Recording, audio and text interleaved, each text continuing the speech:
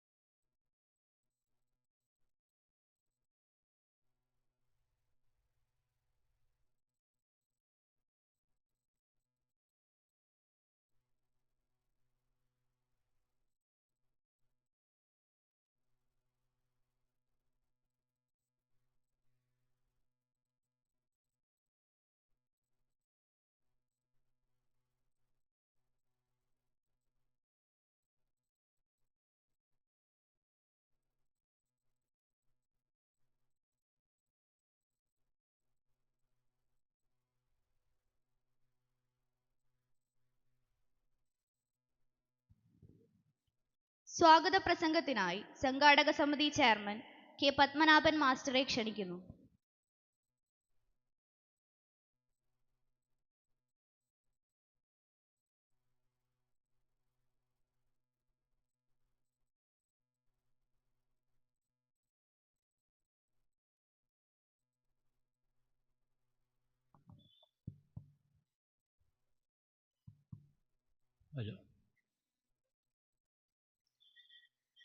വേദിയിലും സദസ്സിലുമുള്ള ബഹുമാന്യരെ, പ്രിയപ്പെട്ട സുഹൃത്തുക്കളെ,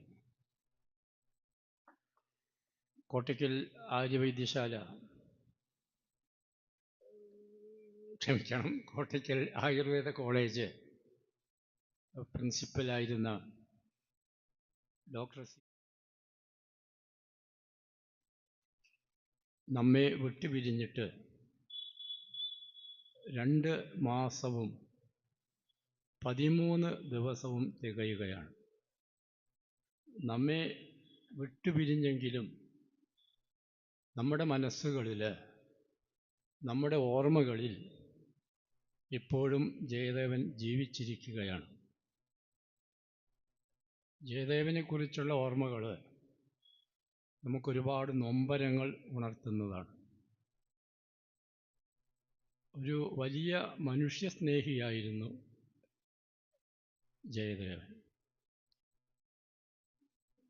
അദ്ദേഹം ആയുർവേദ കോളേജിലെ കുട്ടികൾക്ക് പ്രിയങ്കരനായ അധ്യാപകനായിരുന്നു. സാധാരണ ജനങ്ങളെ സംബന്ധിച്ചിടത്തോളം അദ്ദേഹം ഒരു ഒന്നാന്തരം ചികിത്സകനായിരുന്നു. സാമൂഹിക സാംസ്കാരിക മേഖലകളിൽ സഹകരിച്ചിരുന്നൊരു വ്യക്തിയാണ്. ജനകീയനായിട്ടുള്ള ഒരു ശാസ്ത്ര പ്രചാരകനായിരുന്നു ജയദേവൻ. അദ്ദേഹം നല്ലൊരു ഗായകനായിരുന്നു. ജയദേവൻ വിട്ടുപിരിഞ്ഞ് ഓരോ ദിവസവും ഞങ്ങൾ ജയദേവനെക്കുറിച്ച് ഓർക്കാറുണ്ട്. അങ്ങനെ ഓർത്തുകൊണ്ടിരിക്കുകയാണ് സമാന ഹൃദയരായിട്ടുള്ള ഞങ്ങൾ ജയദേവൻ്റെ പ്രോഗ്രാം നോട്ടീസിന് കൊടുത്ത പേര് സമാന ഹൃദയ നിനക്കായി എന്നാണ്. അപ്പോൾ സമാന ഹൃദയരായിട്ടുള്ള കോട്ടയ്ക്കിലെ കുറച്ച് സഹൃദയ സുഹൃത്തുക്കൾ, സാംസ്കാരിക പ്രവർത്തകർ ഒത്തുകൂടി ജയദേവനെ ഓർക്കുവാൻ വേണ്ടി ഒരു ദിവസം ചെലവഴിക്കണമെന്ന് തീരുമാനിക്കുകയാണ് ഉണ്ടായത്. ജയദേവൻ്റെ ഓർമ്മകൾ പുതുക്കാൻ വേണ്ടി നമുക്കൊന്ന് ഒത്തുചേരണം എന്ന് ഞങ്ങൾ കുറേ പേര് ആലോചിക്കുകയുണ്ടായി. അതിൽ കോളേജിലെ അധ്യാപകരുണ്ട്, ആയുർവേദ കോളേജിലെ കുട്ടികളുണ്ട്, ശാസ്ത്ര സാഹിത്യ പരിഷത്തിൻ്റെ പ്രവർത്തകരുണ്ട്, കോട്ടയ്ക്കൽ ആയുർവേദശാലയിലെ സാംസ്കാരിക സംഘടനയായിട്ടുള്ള കലാസംഘടനയായിട്ടുള്ള ആർക്കിൻ്റെ പ്രവർത്തകരുണ്ട്, വായനശാല പ്രവർത്തകരുണ്ട്, പുരോഗമന കലാ സാഹിത്യ സംഘത്തിൻ്റെ പ്രവർത്തകരുണ്ട്. അങ്ങനെയുള്ള സഹൃദയരെല്ലാവരും കൂടി ചേർന്ന് വളരെ ലളിതമായ രീതിയിൽ എങ്കിൽ പ്രൗഢമായ രീതിയിൽ ഒരു പരിപാടി സംഘടിപ്പിക്കണം എന്ന് തീരുമാനിച്ചതിൻ്റെ ഫലമായിട്ടാണ് നമ്മൾ ഇവിടെ ഒത്തുചേർന്നിരിക്കുന്നത്. ഈ അനുസ്മരണ സമ്മേളനം 5 മണിക്ക് തുടങ്ങി 7 മണിക്ക് അവസാനിപ്പിക്കണം എന്നാണ് ഞങ്ങൾ ആഗ്രഹിച്ചിട്ടുള്ളത്. ഈ അനുസ്മരണ സമ്മേളനം ഔപചാരികമായി ഉദ്ഘാടനം ചെയ്യുന്നത് നമുക്കൊക്കെ പ്രിയങ്കരനായിട്ടുള്ള ബഹുമാന്യനായിട്ടുള്ള doctor P Madhavankutty വാര്യരാണ്. ആയുർവേദശാല managing trustee P Madhavankutty വാര്യരാണ്. അദ്ദേഹം ഇപ്പോൾ തന്നെ ചില അസുഖങ്ങളുണ്ടെന്ന് രാവിലെ എന്നെ വിളിച്ചപ്പോൾ പറഞ്ഞു. 2-3 ദിവസം തുടർച്ചയായിട്ട് യാത്രയായിരുന്നു, എങ്കിലും ഇവിടെ വന്ന് പോകും എന്ന് പറഞ്ഞിട്ട് അദ്ദേഹം ഇവിടെ വൈകാതെ എത്തിച്ചു.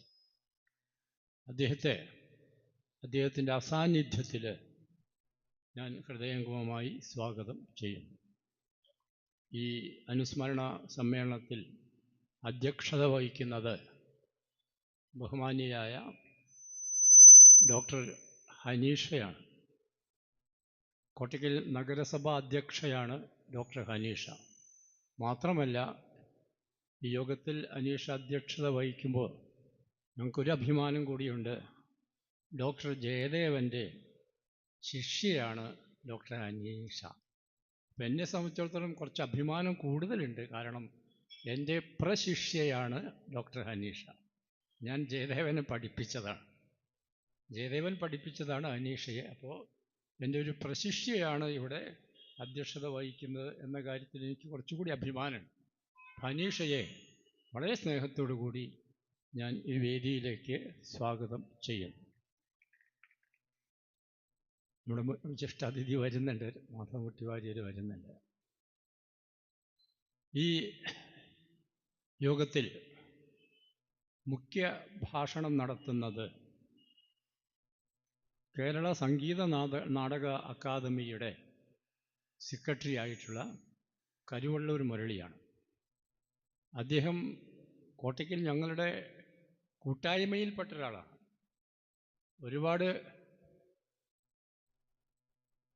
ഒരുപാട് സൗഹൃദങ്ങൾ, കോട്ടയ്ക്കലുമായി ഒരുപാട് സൗഹൃദങ്ങൾ പങ്കിടുന്ന ഒരു കലാകാരനാണ് കരുവള്ളൂർ മുരളി. വേണ്ട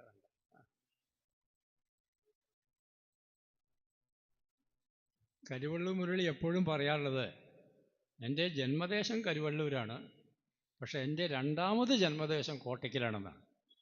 അപ്പം അങ്ങനെയുള്ള ഒരു വ്യക്തി, നല്ലൊരു വാഗ്മി ആയിട്ടുള്ള കലാകാരനായിട്ടുള്ള കേരള സംഗീത നാടക അക്കാദമിയുടെ സെക്രട്ടറി ആയിട്ടുള്ള കരുവള്ളൂർ മുരളിയാണ് ഇവിടെ മുഖ്യാതിഥിയായി മുഖ്യപ്രഭാഷണം നടത്തുന്നത്.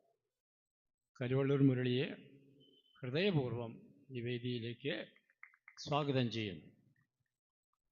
അനുസ്മരണം നടത്തുന്നത് ഒന്ന് ഡോക്ടർ ബാലചന്ദ്രനാണ്. ഡോക്ടർ ബാലചന്ദ്രനും ഈ ജയദേവനും തമ്മിൽ വളരെ സാമ്യമുണ്ട്. ഡോക്ടർമാരിലെ കലാകാരന്മാരാണ് ഡോക്ടർ ബാലചന്ദ്രനും ഡോക്ടർ ജയദേവനും. കലാകാരന്മാരിലെ ഡോക്ടറാണ്, രണ്ടും പറയാം നമുക്ക്. ഡോക്ടർമാരിലെ കലാകാരനും കലാകാരന്മാരിലെ ഡോക്ടറുമാണ് ഡോക്ടർ ജയദേവനും ഡോക്ടർ ബാലചന്ദ്രനും. അപ്പോൾ ജയദേവൻ എന്ന കലാകാരൻ, ഗായകനെക്കുറിച്ച് അവസാനം ഞങ്ങൾക്കൊക്കെ ഓർമ്മ, ഒരു ചെറിയ രീതിയിലുള്ള സെൻഡ് ഓഫ് നടന്നപ്പോൾ അന്ന് ഒരു 10-20 പേരൊന്നിച്ച് പൂർണ്ണമായി ഇല്ലെങ്കിലും ഈ ജീവിതത്തിൻ്റെ എന്ന ഗീതാഞ്ജലിയിലെ വരികൾ പാടിയത് ഇപ്പോൾ ഓർക്കുകയാണ്. ജയദേവനും ഭാര്യയും മകളും ഒരുപാട് പേരും കോട്ടയ്ക്കൽ മുരളിയും മോഹനൻ മാഷും സത്യഭാമയും എല്ലാവരും ചേർന്നുകൊണ്ട് ആ 10-20 പേര് ചേർന്നുകൊണ്ട് ആ ഗീതാഞ്ജലിയിൽ വരികൾ ചൊല്ലിക്കൊണ്ടാണ് അന്ന് ആ യോഗം അവസാനിച്ചത്. അത് ഞങ്ങളുടെ മനസ്സിൽ ഇപ്പോഴും ഉണ്ട്. അതുകൊണ്ടാണ് ഞങ്ങൾ ആ ഇൻവിറ്റേഷൻ്റെ പുറത്ത് ഗീതാഞ്ജലിയിലെ ആ വരികൾ കൊടുത്തിട്ടുള്ളത്. ഇപ്പോൾ ഡോക്ടർ ബാലചന്ദ്രൻ തന്നെ വളരെ സന്തോഷത്തോടു കൂടി ഈ വേദിയിലേക്ക് സ്വാഗതം ചെയ്യും. അനുസ്മരണ പ്രഭാഷണം നടത്തുന്നത് മറ്റൊന്ന് ആയുർവേദ കോളേജിൻ്റെ പ്രിൻസിപ്പലായിട്ടുള്ള ഡോക്ടർ കെ ബിന്ദുവാണ്. ദീർഘകാലം ഡോക്ടർ ജയദേവൻ്റെ കൂടെ സഹപ്രവർത്തകയായിട്ടുള്ള ഡോക്ടർ തീർച്ചയായിട്ടും ഈ വേദിയിൽ നമ്മൾ ആഗ്രഹിക്കുന്നതാണ് രണ്ട് വാക്ക് പറയാൻ. ആയുർവേദ കോളേജിൻ്റെ ഇപ്പോഴത്തെ പ്രിൻസിപ്പലായിട്ടുള്ള ഡോക്ടർ കെ ബിന്ദുവിനെ വളരെ സന്തോഷത്തോടു കൂടി ഈ വേദിയിലേക്ക് സ്വാഗതം ചെയ്യുന്നു. ഡോക്ടർ മുരളീധരൻ ഡോക്ടറാണ്, പക്ഷെ ഇപ്പം സാഹിത്യകാരനുമാണ്. നല്ല തെളിമയുള്ള മലയാളത്തിൽ എഴുതുന്ന ഒരു വ്യക്തിയാണ് മുരളീധരൻ. അപ്പോൾ പഠിക്കുന്ന കാലം തൊട്ടേ മുരളിക്ക് സാഹിത്യത്തിൽ താല്പര്യമുണ്ടായിരുന്നു. ഞാൻ പഠിപ്പിച്ചതാണ് മുരളിയെ. അന്നു മുതലേ സാഹിത്യത്തിൽ താല്പര്യമാണ്. പഠിക്കുന്ന കാലത്ത് വളരെ താല്പര്യമുള്ളൊരു കുട്ടിയായിരുന്നു. ആ സാഹിത്യ താല്പര്യം ഇപ്പോഴും നിലനിർത്തുന്ന ഒരു വ്യക്തിയാണ് മുരളി. അപ്പോൾ മുരളിയാണ് ഒരു അനുസ്മരണ പ്രഭാഷണം നടത്തുന്നത്. ഡോക്ടർ മുരളിയെ ഹൃദ്യമായി ഈ വേദിയിലേക്ക് സ്വാഗതം ചെയ്യും. ഇവിടെ ഈ രണ്ട് പ്രധാനപ്പെട്ട പ്രസംഗകരുണ്ട്. വൈദ്യം, സമൂഹം, ധാർമ്മികത. ഈ കാലഘട്ടത്തിൽ ഏറ്റവും അനുയോജ്യമായിട്ടുള്ളൊരു വിഷയമാണ്. ഒരു പക്ഷേ ഇവർക്കിത് സംസാരിക്കാൻ സമയം കിട്ടുമോ എനിക്കറിയില്ല. കാരണം ദീർഘമായി അവർക്ക് സംസാരിക്കാനുണ്ടാവും. വൈദ്യം, സമൂഹം, ധാർമ്മികത എന്ന വിഷയത്തെപ്പറ്റി രണ്ട് പേരാണ് ഇവിടെ പ്രഭാഷണം നടത്തുന്നത്. ഒന്ന് ഡോക്ടർ സുരേഷ് കുമാർ, പാലിയേറ്റീവ് മെഡിസിൻ്റെ ഡോക്ടറാണ്, നല്ലൊരു വാഗ്മിയാണ്. അദ്ദേഹത്തെ വളരെ അഭിമാനത്തോടു കൂടി ഈ വേദിയിലേക്ക് സ്വാഗതം ചെയ്യുന്നു. മറ്റൊന്ന് ആരോഗ്യ സർവകലാശാലയുടെ രജിസ്ട്രാർ ആയിട്ടുള്ള ഡോക്ടർ ഗോപകുമാറാണ്. അദ്ദേഹവും ഒരു മികച്ച പ്രഭാഷകനാണ്. അദ്ദേഹത്തെയും ഹൃദയപൂർവ്വം ഈ വേദിയിലേക്ക് സ്വാഗതം ചെയ്യുന്നു. ഈ സദസ്സ് തീർച്ചയായിട്ടും ഒരു പ്രൗഢോജ്വലമായൊരു സദസ്സാണ്. പേരെടുത്ത് പറയുകയാണെങ്കിൽ ഒരുപാട് പേര് പറയാനുണ്ട്. ആര്യവൈദ്യശാലയിലെ പ്രധാനപ്പെട്ട വ്യക്തികൾ, കോളേജിലെ അധ്യാപകർ, കോളേജിലെ കുട്ടികൾ, മുരളിയും ജയദേവനൊക്കെ ഒന്നിച്ച് പഠിച്ചാട്ടോ. അതുകൊണ്ടാണ് ഈ പേരിങ്ങനെ. മുരളി, ജയദേവൻ, ഡോക്ടർ PR രമേശ്, ഇബ്രാഹിം കോട്ടയ്ക്കലുണ്ട് ഇവിടെ. മാധ്യമത്തിൻ്റെ ആയിരുന്ന ഇബ്രാഹിം കോട്ടയ്ക്കൽ, നല്ലൊരു ഡോക്ടറായിട്ടുള്ള ഡോക്ടർ PR രമേശ്, കോട്ടയ്ക്കൽ മുരളി, ജയദേവൻ. ഞങ്ങൾക്ക് ഇവരെക്കുറിച്ച് ആലോചിക്കുമ്പോൾ അഭിമാനമാണ്. വാസ്തവത്തിൽ ഒരു അധ്യാപകൻ എന്ന നിലയ്ക്ക് ഇവരെക്കുറിച്ചൊക്കെ പറയുമ്പോൾ വളരെ അഭിമാനമാണ്. അതിൽ പലരും ഇവിടെ എത്തിയിട്ടുണ്ട്. രമേശൊക്കെ ഇവിടെ എത്തിയിട്ടുണ്ടായാലും എല്ലാവരും എത്തിയിട്ടുണ്ട്. അങ്ങനെ വന്ന ഈ സദസ്സിൽ ഇവിടെ ഒരു കോളേജിലെ ജീവനക്കാരുണ്ട്, നാട്ടുകാരുണ്ട്, സഹൃദയരായിട്ടുള്ള ഒരുപാട് ആളുകളുണ്ട്. ഇവിടെ വന്നെത്തിയിട്ടുള്ള എല്ലാവർക്കും ഹൃദയംഗമമായ സ്വാഗതം ആശംസിച്ചുകൊണ്ട് ഈ യോഗ നടപടികൾ നിയന്ത്രിക്കാനായി പ്രിയപ്പെട്ട നഗരസഭ അധ്യക്ഷ കൂടിയായിട്ടുള്ള ഡോക്ടർ ഹനീഷയെ സാദരം ക്ഷണിക്കും.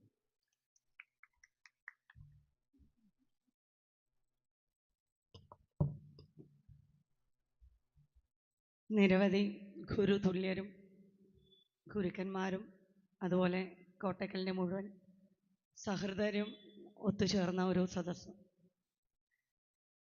നമുക്കെല്ലാവർക്കും പ്രിയപ്പെട്ട നമ്മുടെ ജയദേവൻ സാറ്, കുട്ടികളുടെ ഇടയിൽ JD സാർ എന്നാണ് പറയുക. നമ്മുടെ പ്രിയപ്പെട്ട JD അദ്ദേഹം നമ്മുടെയൊക്കെ മനസ്സിൽ നമ്മളൊക്കെ പഠിക്കുന്ന സമയത്ത് കാഴ്ചചികിത്സ വിഭാഗം, അതുപോലെ നമ്മുടെ ചരക സംഹിത, ഇതൊക്കെയായിരുന്നു നമ്മളുമായിട്ട് കൈകാര്യം ചെയ്തിരുന്നത്. പ്രത്യേകിച്ച് OP പോസ്റ്റിങ്ങിൽ നമുക്ക് clinical methods A to Z നമുക്ക് കൈകാര്യം ചെയ്ത് തന്നതും നമ്മളെ പഠിപ്പിച്ചു തന്നതും ഇന്ന് നല്ലൊരു ഭിഷഗ്വരനായിട്ട് നമുക്ക് നിൽക്കാൻ കഴിഞ്ഞിട്ടുണ്ടെങ്കിൽ തീർച്ചയായിട്ടും അദ്ദേഹത്തിൻ്റെ കരങ്ങളിലൂടെ തന്നെയാണ്. നമുക്കെല്ലാവർക്കും അറിയുന്ന പോലെ പ്രിയപ്പെട്ട ജയദേവൻ സാറിൻ്റെ വിയോഗം ശരിക്കും ഞങ്ങളുടെ ഇടയിലൊക്കെ വല്ലാത്തൊരു ഷോക്ക് തന്നെയായിരുന്നു, ഒരു ഷോക്കിംഗ് ന്യൂസായിരുന്നു. ഈ വാർത്ത കണ്ടപ്പോൾ അത് സത്യമാണോ എന്നൊക്കെ നമ്മൾ പലരുടെ അടുത്ത് വിളിച്ച് ചോദിക്കുക. കാരണം അത്രത്തോളം നമുക്കറിയുന്ന പോലെ ഞാൻ കഴിഞ്ഞ ഒരു വർഷമായിട്ടുള്ളൂ കോട്ടക്കൽ മുനിസിപ്പൽ ചെയർപേഴ്സണായിട്ട്. ആയ ഉടനെ തന്നെ നേരെ ഒരു ആഴ്ചയുടെ ഉള്ളിൽ തന്നെ സാറിനെ പോയി കാണുകയുണ്ടായി. കാരണം നമ്മൾ നിൽക്കുന്ന ഒരു തദ്ദേശ ഭരണ സ്ഥാപനത്തിൻ്റെ അടുത്ത് വരുന്ന അല്ലെങ്കിൽ അതിൻ്റെ കീഴെ വരുന്ന ഒരു ഇൻസ്റ്റിറ്റ്യൂട്ട്, നമ്മൾ പഠിച്ചൊരു ഇൻസ്റ്റിറ്റ്യൂട്ട്, അവിടെ പോവുക എന്നുള്ളത് തീർച്ചയായിട്ടും നമ്മുടെയൊക്കെ ഒരു ആഗ്രഹമായിരിക്കും. അപ്പോൾ അതിൻ്റെ ഭാഗമായിട്ട് എക്സിക്യൂട്ടീവ് ഡയറക്ടർ അതുപോലെ തന്നെ നമ്മുടെ JD സാറിനൊക്കെ നേരിട്ട് പോയി കണ്ടു. അപ്പോൾ അദ്ദേഹത്തിന് എല്ലാവർക്കും അറിയുന്ന പോലെ ഒരു ചിരി എന്നും മനസ്സിലുണ്ടാവും. എപ്പോഴും ഷിമിന മിസ് ഉണ്ട്, ഞാൻ കണ്ടില്ലായിരുന്നു കേട്ടോ. ഒരു പ്രത്യേക ചിരി, ആ ഒരു ചിരി മനസ്സിൽ സൂക്ഷിച്ചുകൊണ്ട് അല്ലെങ്കിൽ ചിരി പ്രകടിപ്പിച്ചുകൊണ്ട് നമ്മളടുത്ത് കുറേ സംസാരിച്ചു, കുറേ ഫോട്ടോ എടുത്തു. അതിനുശേഷം എൻ്റെ അടുത്ത് പറഞ്ഞു, എന്ത് കാര്യം വേണമെങ്കിലും, എന്തൊരു സപ്പോർട്ട് വേണമെങ്കിലും നമ്മുടെ PG സ്റ്റുഡൻസിനെയോ അല്ലെങ്കിൽ നമ്മുടെ ഹൗസ് സർജൻസിനെയോ ഫൈനൽ ഇയർ സ്റ്റുഡൻസിനെയോ ഞാൻ വിട്ടു തരാം, എൻ്റെ അടുത്തൊന്ന് പറഞ്ഞാൽ മതി എന്നൊക്കെ പറഞ്ഞിട്ട് പിന്നെ നമ്മളെ തിരക്കിൻ്റെ ഇടയിൽ പോകാൻ പറ്റിയില്ല എന്നുള്ളതാണ്. പക്ഷെ തീർച്ചയായിട്ടും നമ്മളെല്ലാവരും, ഈ ഇരിക്കുന്ന എല്ലാവരും, നമ്മൾ ആ വിയോഗം അറിഞ്ഞപ്പോൾ ശരിക്കും സ്റ്റക്കായി പോയി എന്ന് തന്നെ പറയാം. അപ്പോൾ അങ്ങനെയുള്ളൊരു അവസരത്തിൽ തീർച്ചയായിട്ടും നമുക്ക് അദ്ദേഹത്തെ വിട്ടു പിരിഞ്ഞിട്ടില്ല, നമ്മുടെ മനസ്സിൽ നിന്നും അദ്ദേഹം മാറിപ്പോയിട്ടില്ല. അതിൻ്റെ ഒരു ഭാഗമാണ് 2 മാസം കഴിഞ്ഞാലും നമ്മൾ അദ്ദേഹത്തെ ഓർക്കുന്നു. അദ്ദേഹത്തിൻ്റെ ഓർമ്മകൾ പങ്കുവെക്കാൻ ഇത്രയും വലിയ പ്രൗഢഗംഭീരമായ ഒരു സദസ്സ് നമ്മൾ ക്രിയേറ്റ് ചെയ്യുന്നു. അതിലപ്പുറം ആ ഒരു ചിരി ഒരിക്കലും, ഇതൊക്കെ കഴിഞ്ഞാലും ആ ഒരു ചിരി നമ്മിൽ നിന്ന് വിട്ടുമാറില്ല. അത് വളരെ അദ്ദേഹത്തിൻ്റെ തന്നെ ഒരു സംഗീത ആസ്വാദകനാണ്, ഒരു കലാകാരനാണ്, മകളാണെങ്കിലും ഒക്കെ നമുക്ക് അറിയാവുന്നതാണ്. വലിയ സങ്കടത്തിൽ തന്നെയാണ് എല്ലാവരും. ഞങ്ങൾ ഈ പറഞ്ഞ പോലെ ചിലരുടെ മരണം എത്ര കഴിഞ്ഞാലും നമുക്ക് ആ മനസ്സിൽ നിന്ന് മായ്ച്ചു കളയാൻ ബുദ്ധിമുട്ടായിരിക്കും. പ്രത്യേകിച്ച് നമ്മുടെ സ്റ്റുഡൻസിന് അത്രത്തോളം ബന്ധം എല്ലാവരും കീപ്പ് ചെയ്തിരുന്നു. ഒരുപക്ഷെ ഒരു അധ്യാപകനായിട്ടാവില്ല അദ്ദേഹത്തോട് കുട്ടികൾ പെരുമാറിയിരുന്നത്. അതിലേറെ ഒരു സഹോദരനോടോ എന്തും പറയാനുള്ളൊരു ധൈര്യം അല്ലെങ്കിൽ എന്തും പറയാനുള്ള ഒരു അടുപ്പം അദ്ദേഹം നമുക്ക് തന്നിരുന്നു. പ്രത്യേകിച്ച് നമ്മുടെ ഒരു ബാച്ചൊക്കെ പ്രത്യേകിച്ചും അങ്ങനെ തന്നെ ആയിരുന്നു. അപ്പോൾ അത്തരത്തിൽ കിട്ടിയ ഒരു സൗഭാഗ്യം അത് ഞങ്ങൾ അനുഭവിച്ചവരാണ്, ഞങ്ങൾ ആസ്വദിച്ചവരാണ്. അപ്പോൾ അങ്ങനെയുള്ളൊരു ബാച്ചിൽ നിന്നും വന്നൊരു കുട്ടി, ഒരു വിദ്യാർത്ഥി ആയതുകൊണ്ട് തന്നെ അദ്ദേഹത്തിൻ്റെ ഈ ഒരു ചടങ്ങിൽ പങ്കെടുക്കാൻ കഴിഞ്ഞു. അദ്ദേഹത്തിൻ്റെ ഓർമ്മകൾ ഒന്നുകൂടെ സ്മരിക്കാൻ പറ്റി. കാരണം നമ്മൾ ഈ ഇതിന് ശേഷം ഞങ്ങൾ പരസ്പരം അങ്ങോട്ടും ഇങ്ങോട്ടൊക്കെ വിളിക്കുമ്പോൾ നമ്മൾ ഒരുപാട് കാര്യങ്ങളൊക്കെ പങ്കുവെക്കും. അപ്പോൾ അതിലൊക്കെ ഒരു പ്രധാന ഭാഗം നമ്മുടെ ജയദേവൻ സാറ് തന്നെയായിരുന്നു. അപ്പോൾ അതുകൊണ്ട് തന്നെ ഇങ്ങനൊരു വേദിയിലിരിക്കുമ്പം സങ്കടമുണ്ട്, എങ്കിൽ പോലും ഇത് ദൈവനിശ്ചയമാണ്, അത് നമുക്ക് സ്വീകരിച്ചേ മതിയാവൂ. കൂടുതലായിട്ടൊന്നും പറയുന്നില്ല. നമുക്ക് നമ്മുടെ വിശിഷ്ടാതിഥികൾ, നമ്മുടെ പ്രിയപ്പെട്ട മാധവൻകുട്ടി സാറ്, അദ്ദേഹത്തിന് വയ്യ എങ്കിൽ പോലും അദ്ദേഹം ഈ ഒരു ചടങ്ങിൻ്റെ പ്രാധാന്യം മനസ്സിലാക്കി, ജയദേവൻ സാറ് നമ്മുടെ മനസ്സിലൊക്കെ ജീവിക്കുന്നതിൻ്റെ പ്രാധാന്യം മനസ്സിലാക്കി തന്നെയാണ് ഈ ഒരു ചടങ്ങിൽ പങ്കെടുക്കാൻ വന്നിരിക്കുന്നത്. അതുപോലെ തന്നെ സാഹിത്യ അക്കാദമിയുടെ ചെയർമാൻ, പിന്നെ നമ്മുടെ മുരളി ഡോക്ടർ, പിന്നെ അങ്ങനെ എല്ലാ വിശിഷ്ടാതിഥികളും, നമ്മുടെ കോളേജിൻ്റെ പ്രിൻസിപ്പൽ, എൻ്റെ കൂടി അധ്യാപികയായ ബിന്ദു ടീച്ചർ, അങ്ങനെ എല്ലാവരും നമ്മുടെ കൂടെ ഉണ്ട്, ജീന മിസ്. അപ്പോൾ എല്ലാവരും നമ്മുടെ കൂടെ ഉണ്ട്. അപ്പോൾ ഇതൊരു ചടങ്ങ് വെറുതെ പറയുന്നതല്ല, മനസ്സിൽ തട്ടി പറയുന്ന കാര്യങ്ങൾ തന്നെയാണ്. അതുകൊണ്ട് തന്നെ നമുക്കിനി നമ്മുടെ ചടങ്ങുകളിലേക്ക് കടക്കണം. കൂടുതലായിട്ടൊന്നും പറയുന്നില്ല.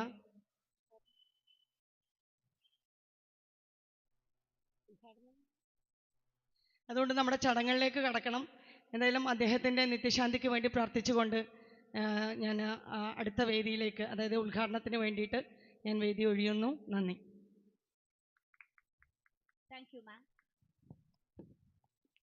താങ്ക് യു മാം.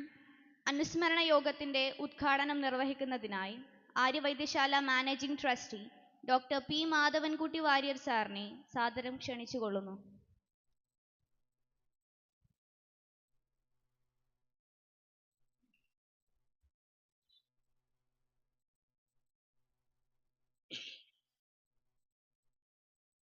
സാധ്യക്ഷമായ സദസ്സിൻ്റെ വിനീതമായ നമസ്കാരം. എൻ്റെ ശബ്ദം വളരെ മാറിയിട്ടുണ്ട്. അത് കാരണം കൊണ്ട് ഞാൻ സംസാരിക്കുന്നില്ല എന്ന് പറഞ്ഞിരുന്നതാണ്. ജയദേവനെ കുറിച്ച് പറയുമ്പോൾ, ജയദേവൻ നമുക്കൊരു അന്യനല്ല. കൈലാസമന്ദിരം മുറ്റത്ത് ഓടി നടന്ന് വളർന്ന വ്യക്തിയാണ്. അതേപോലെ രുദ്രേട്ടനും ഞാനും ഒന്നിച്ച് കുറേ കാലം ഫാക്ടറി മാനേജറായിട്ടും അസിസ്റ്റൻറ്റ് ഫാക്ടറി മാനേജറായിട്ടും ജോലി ചെയ്തതാണ്. പിന്നെ രാധയെഴുത്തിയവർ എല്ലാവരും നമുക്ക് നല്ലതുപോലെ അറിയാം. ജയനെ ഒരു അനിയൻ്റെ ഛായയിലേ കാണാൻ പറ്റും. പല യാത്രകളിൽ കൂടെ ഉണ്ടായിട്ടുണ്ട്. അയാൾ ജാംനഗറിൽ പഠിക്കുമ്പോൾ എനിക്ക് അവിടെ പോകാനുള്ള അവസരം ഉണ്ടായിട്ടുണ്ട്. അപ്പോൾ ജയൻ വളരെ ഒരു ഹെൽപ്ഫുള്ളായിരുന്നു. എപ്പോഴും അയാൾ കൂടെ ഉണ്ടാവും. ജയൻ്റെ ഈ അപ്രതീക്ഷിതമായിട്ടുള്ള മരണം നമുക്ക് വളരെയധികം വിഷമമുണ്ടാക്കുന്നുണ്ട്. പക്ഷേ നമുക്ക് നമ്മുടെ നിശ്ചയത്തിൻ്റെ അപ്പുറമാണ് സംഭവിച്ചുകൊണ്ടിരിക്കുന്നത്. ഏതായാലും ജയൻ്റെ ഈ അകാല വിയോഗത്തിൽ നമുക്കെല്ലാവർക്കുമുള്ള ദുഃഖം രേഖപ്പെടുത്തുകയും ജയൻ്റെ ആത്മാവിന് നിത്യശാന്തി നേർന്നുകൊണ്ട് ഈ സമ്മേളനം ഉദ്ഘാടനം ചെയ്തതായിട്ട് അറിയിക്കുന്നു. നമസ്കാരം. അനുസ്മരണ യോഗം ഉദ്ഘാടനം ചെയ്ത് സംസാരിച്ച ഡോക്ടർ പി മാധവൻകുട്ടി സാറിന് നന്ദി. ആദ്യമായി അനുസ്മരണം അർപ്പിച്ച് സംസാരിക്കുന്നതിനായി ആര്യവൈദ്യശാല ധർമാശുപത്രി chief medical adviser doctor P Balachandran സാറിനെ ക്ഷണിക്കുന്നു.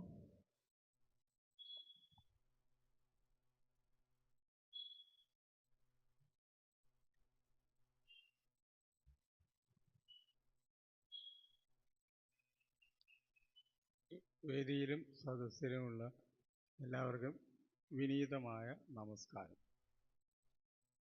വളരെ സമ്മിശ്ര വികാരത്തോടു കൂടിയാണ് ഇവിടെ നിൽക്കുന്നത്. കാരണം ജയദേവൻ എന്ന് ഞാൻ പറയുന്നില്ല, ജയൻ ഞങ്ങളുടെ ഒരു കുടുംബത്തിന് വളരെ അടുത്ത ആളായിരുന്നു. രുദ്രേട്ടൻ എന്ന് പറഞ്ഞാൽ ജയൻ്റെ അച്ഛൻ. ഞാൻ കോട്ടയ്ക്കൽ വരുന്നതിന് മുമ്പ് തന്നെ അടുത്ത് പരിചയമുള്ള ആളായിരുന്നു. അദ്ദേഹത്തിൻ്റെ കുടുംബമായിട്ടും പരിചയമുണ്ടായിരുന്നു. കോട്ടയ്ക്കൽ വന്നതിന് ശേഷം ആ സൗഹൃദം ഒന്നും കൂടി പുതുക്കി. മാത്രമല്ല, കോട്ടയ്ക്കൽ വന്നതിന് ശേഷം ആദ്യമായിട്ട് ശബരിമലയ്ക്ക് പോവുകയുണ്ടായിട്ടുണ്ട്. അന്ന് പെരിയസ്വാമി എന്നുള്ള അത് രുദ്രേട്ടനായിരുന്നു. ആ രുദ്രേട്ടൻ്റെ കോര് 18 കൊല്ലം ഞാൻ ശബരിമലയ്ക്ക് പോയിട്ടുണ്ട്. രുദ്രേട്ടൻ പോക്ക് നിർത്തിയോട് കൂടി ഞാനും പോക്ക് നിർത്തി. അങ്ങനെയാണ് ഉണ്ടായത്. അപ്പോൾ ആ ബന്ധം അങ്ങനെ ഉണ്ടായിരുന്ന ബന്ധമാണ്. അന്ന് മുതൽക്ക് കുട്ടിക്കാലം മുതൽ ഈ വള്ളി ട്രൗസർ ഇട്ടിട്ട് രാജാ സ്കൂളിലേക്ക് പോകുന്ന കുട്ടിയായിട്ട് എനിക്ക് ഓർമ്മയുണ്ട് ജയദേവൻ. അതിൽ ജയദേവൻ്റെ വളർച്ച അത് ഞാൻ വളരെ കൗതുകപൂർവ്വം സന്തോഷപൂർവ്വം നോക്കി കണ്ടിട്ടുണ്ട്. പഠിച്ച് അത് കഴിഞ്ഞ് ഉപരിപഠനം നടത്തി ജാംനഗർ പോയാണ് പഠിച്ചത്. അവിടെ നല്ല നിലയ്ക്ക് വിദ്യാഭ്യാസം പൂർത്തിയാക്കി തുടർന്ന് തൻ്റെ ആൽമ മേറ്റർ എന്ന് പറയാം കോട്ടയ്ക്കൽ ആയുർവേദ കോളേജിൽ തന്നെ അധ്യാപകനായും പിന്നീട് പ്രിൻസിപ്പലായി വരെ ആ നിലയ്ക്ക് വരെ എത്തിയിട്ടുണ്ട്. അത് കൗതുകപൂർവ്വം സന്തോഷപൂർവ്വം ഞാൻ ശ്രദ്ധിച്ചിട്ടുണ്ട്. എക്കാലത്തും ഇതിന്ന് ഇവിടെ ഇരിക്കുന്ന മറ്റ് ആൾക്കാരിൽ നിന്ന് ഒരു വ്യത്യസ്തമായിട്ടുള്ള ബന്ധം എനിക്കുണ്ട്. കാരണം എന്താ വെച്ചാൽ എനിക്ക് തോന്നുന്നു ജയദേവനെ ചികിത്സിച്ചിട്ടുള്ള ആരും ഇവിടെ ഇരിക്കേണ്ടത് തോന്നുന്നില്ല. ആ ഒരു സൗകര്യം കിട്ടിയിട്ടുണ്ട്. അത് അവസാനം വരെയും ആ ബന്ധം തുടർന്നിരുന്നു. അത് രുദ്രേട്ടൻ മുതൽക്ക് പാർവതി അവരെയുള്ള എല്ലാവരെയും അടുത്ത ബന്ധം പുലർത്തിയിട്ടുണ്ട്. അതിൽ വളരെയധികം സന്തോഷമുണ്ട്. പക്ഷേ ഇത് വളരെ അപ്രതീക്ഷിതമായിട്ടുള്ള ഈ വിയോഗമാണ് ഉണ്ടായത്. ആ വിയോഗം നികത്താനാവില്ല. ആ സൗഹൃദം നമുക്ക് എനിക്ക് നിലനിർത്താൻ സാധിക്കും. അപ്പോൾ ഓർമ്മകൾ മരിക്കുന്നില്ല, ഓർമ്മകൾ എന്നും ഉണ്ടാവും എന്ന് ഓർമ്മിപ്പിച്ചുകൊണ്ട് ഇത് വാക്കുകൾ നിർത്തുന്നു. ഈ വിലയേറിയ ഓർമ്മകൾ നമ്മളുമായി പങ്കുവച്ചതിന് ഡോക്ടർ പി ബാലചന്ദ്രൻ സാറിന് ഹൃദയത്തിന്റെ ഭാഷയിൽ നന്ദി. അടുത്തതായി ഓർമ്മകൾ പങ്കുവെച്ച് സംസാരിക്കുന്നതായി PPSV Ayurveda college principal doctor KK Bindu മാമിനെ ക്ഷണിക്കുന്നു.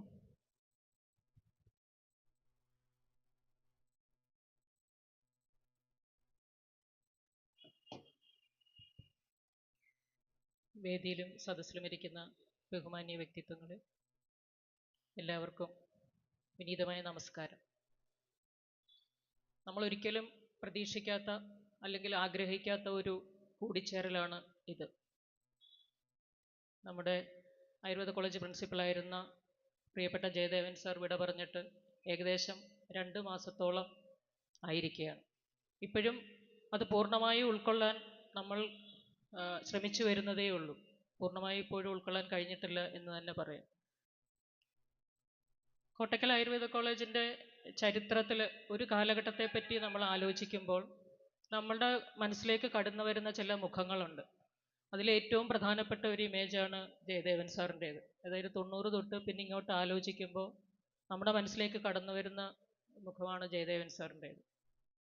സാറ് കോട്ടയ്ക്കൽ പ്രദേശവും അതുപോലെ തന്നെ ആര്യവൈദ്യശാലയും ആയുർവേദവുമായൊക്കെ ചെറുപ്പം തൊട്ടേ പരിചയിച്ച് വളർന്ന ഒരു വ്യക്തിയാണ്.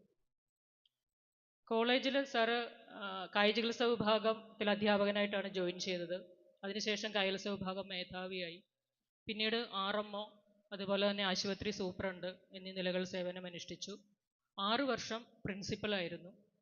അതുപോലെ Kerala ayurvedic studies and research സൊസൈറ്റിയുടെ ചീഫ് എക്സിക്യൂട്ടീവ് ഓഫീസർ ഇൻചാർജായിട്ടും കുറച്ചുനാൾ സാറ് പ്രവർത്തിച്ചിരുന്നു.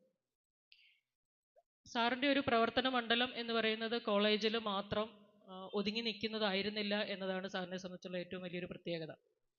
കേരളത്തിനകത്തും പുറത്തുമുള്ള പല യൂണിവേഴ്സിറ്റികളിലെ ബോർഡ് ഓഫ് സ്റ്റഡീസ് മെമ്പർ, അതുപോലെ തന്നെ ഫാക്കൽറ്റി മെമ്പർ, കോളേജിലെ തന്നെ മറ്റ് ഓർഗനൈസേഷൻസ്, അതിൽ Kottakkal school of Ayurveda excellence, അതുപോലെ ക്രിയ എന്ന് പറയുന്ന യോഗ ക്ലബ്ബ്, ഇതിലെല്ലാം സാറ് സേവനമനുഷ്ഠിക്കുകയും തൻ്റേതായ ഒരു വ്യക്തിമുദ്ര അവിടെ പതിപ്പിക്കുകയും ചെയ്തിട്ടുണ്ട്.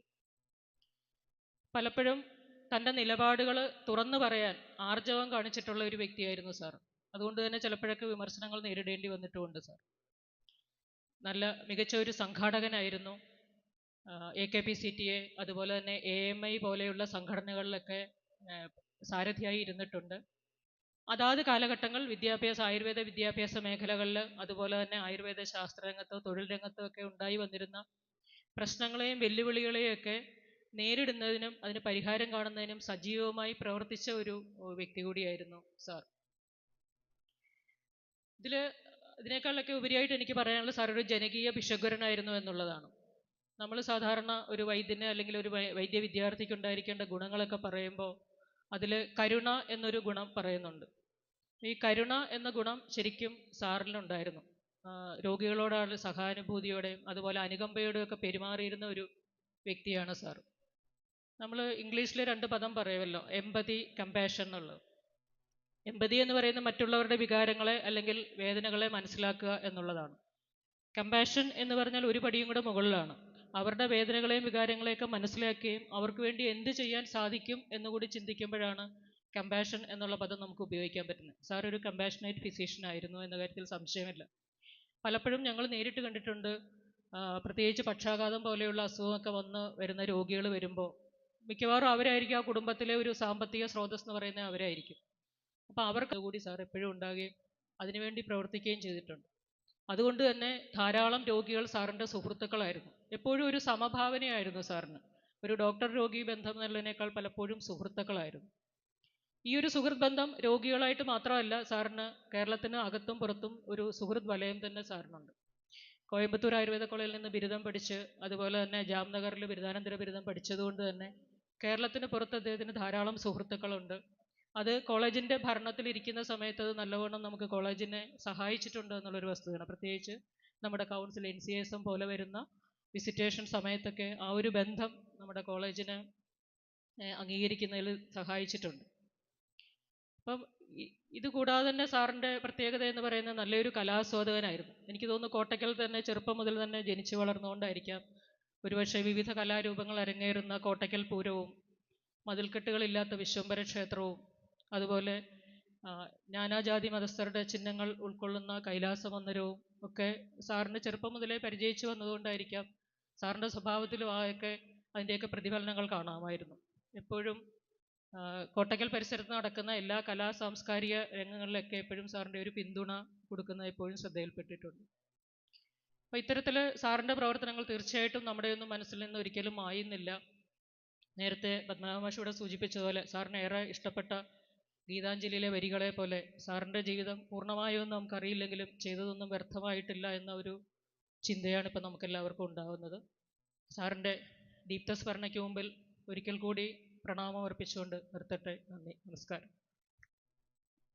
ഈ വിലയേറിയ ഓർമ്മകൾ നമ്മളുമായി പങ്കുവച്ചതിന് നന്ദി. അടുത്തതായി അനുസ്മരണം അർപ്പിച്ച് സംസാരിക്കുന്നതിനായി Arya Vaidya Sala additional chief physician doctor K. Muraleedharan സാറിനെ ക്ഷണിക്കുന്നു.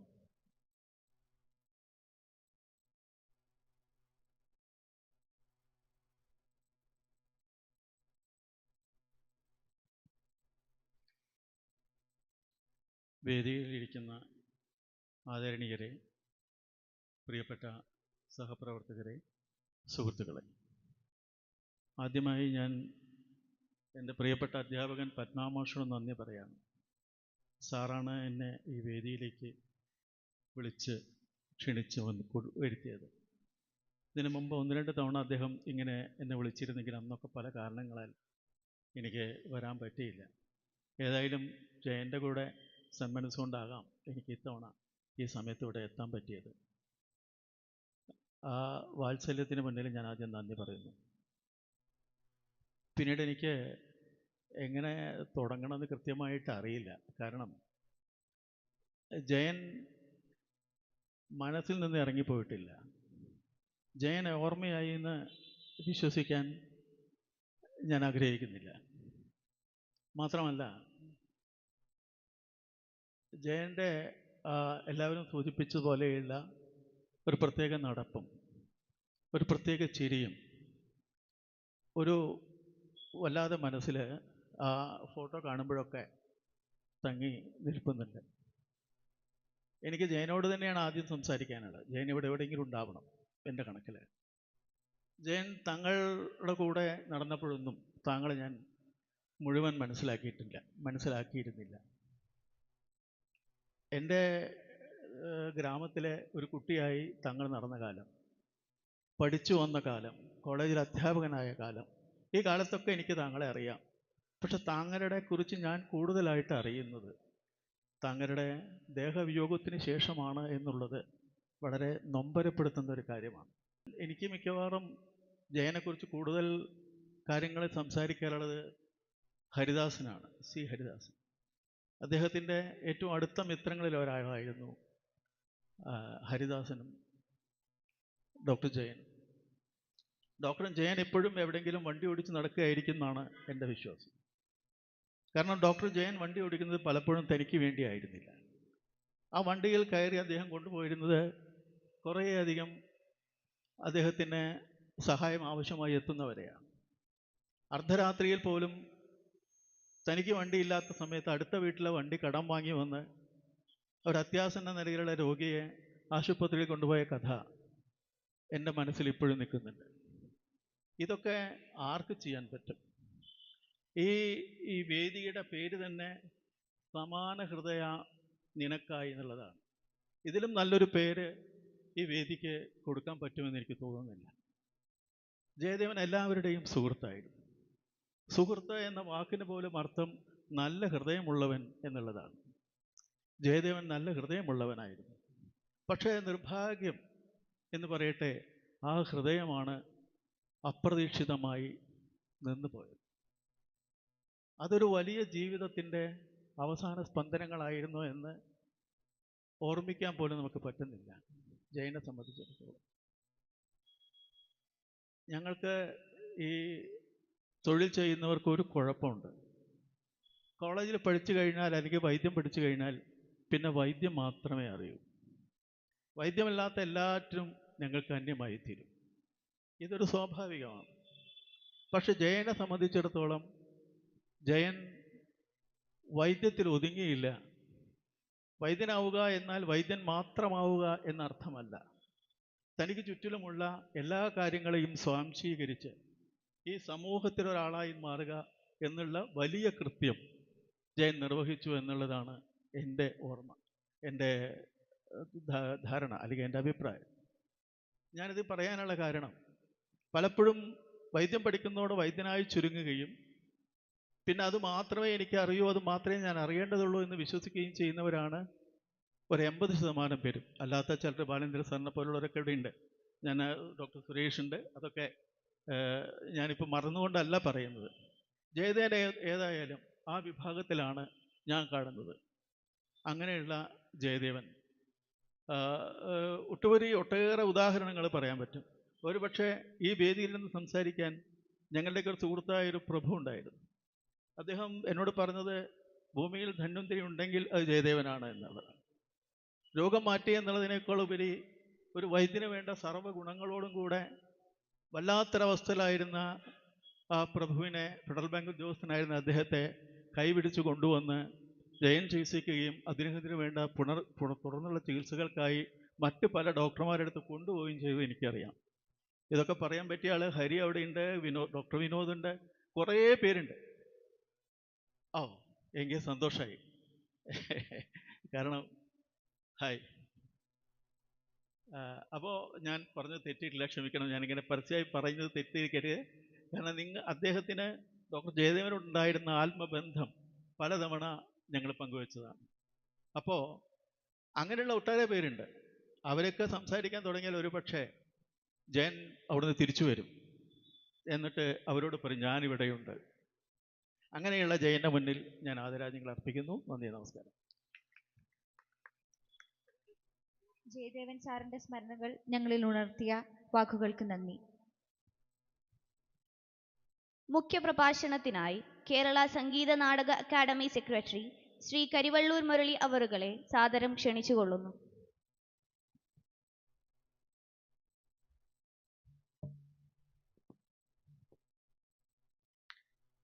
ബഹുമാനപ്പെട്ട അധ്യക്ഷ ഡോക്ടർ കെ ഹനീഷ, ഉദ്ഘാടനം നിർവഹിച്ച ആദരണീയനായ ഡോക്ടർ പി മാധവൻകുട്ടി വാര്യർ, ഒപ്പം ഈ വേദിയിലും സദസ്സിലുമുള്ള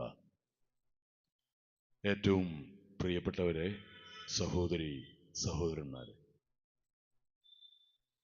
മുഖ്യപ്രഭാഷണം എന്നൊക്കെ ഒരു ചടങ്ങിന് വേണ്ടി പറയുന്ന പേര് മാത്രമാണ്. വളരെ കുറച്ച് വാക്കുകൾ മാത്രമേ ഇവിടെ ഞാൻ സംസാരിക്കാൻ ആഗ്രഹിക്കുന്നുള്ളൂ. ഡോക്ടർ ജയദേവന്റെ കുട്ടിക്കാലം മുതൽ അദ്ദേഹവുമായി ഏറ്റവും അധികം അടുപ്പമുണ്ടായിരുന്നവർ, ആ ജീവിതത്തിലുടനീളം മിക്കവാറും എല്ലാ നേരവും ഒപ്പം സഞ്ചരിച്ചവർ, അവരൊക്കെ അടങ്ങുന്ന ഒരു സദസ്സിൽ പലതവണ കാണുകയും ഒപ്പം ഒരുപാട് സംസാരിക്കുകയും ഒക്കെ ചെയ്തതിൻ്റെ പേരിലുണ്ടായ ഒരു വലിയ സൗഹൃദം, അതിൻ്റെ പിൻബലത്തിൽ കൂടുതൽ സംസാരിക്കുക എന്നത് ഒട്ടും ഔചിത്യപൂർണമായിരിക്കില്ല. പക്ഷേ ഒരു ചെറിയ കാലത്തിനിടയ്ക്ക് തന്നെ അത്രയധികം അടുപ്പം സൃഷ്ടിച്ച് കടന്നുപോയ ഒരാളാണ് ഡോക്ടർ സി വി ജയദേവൻ.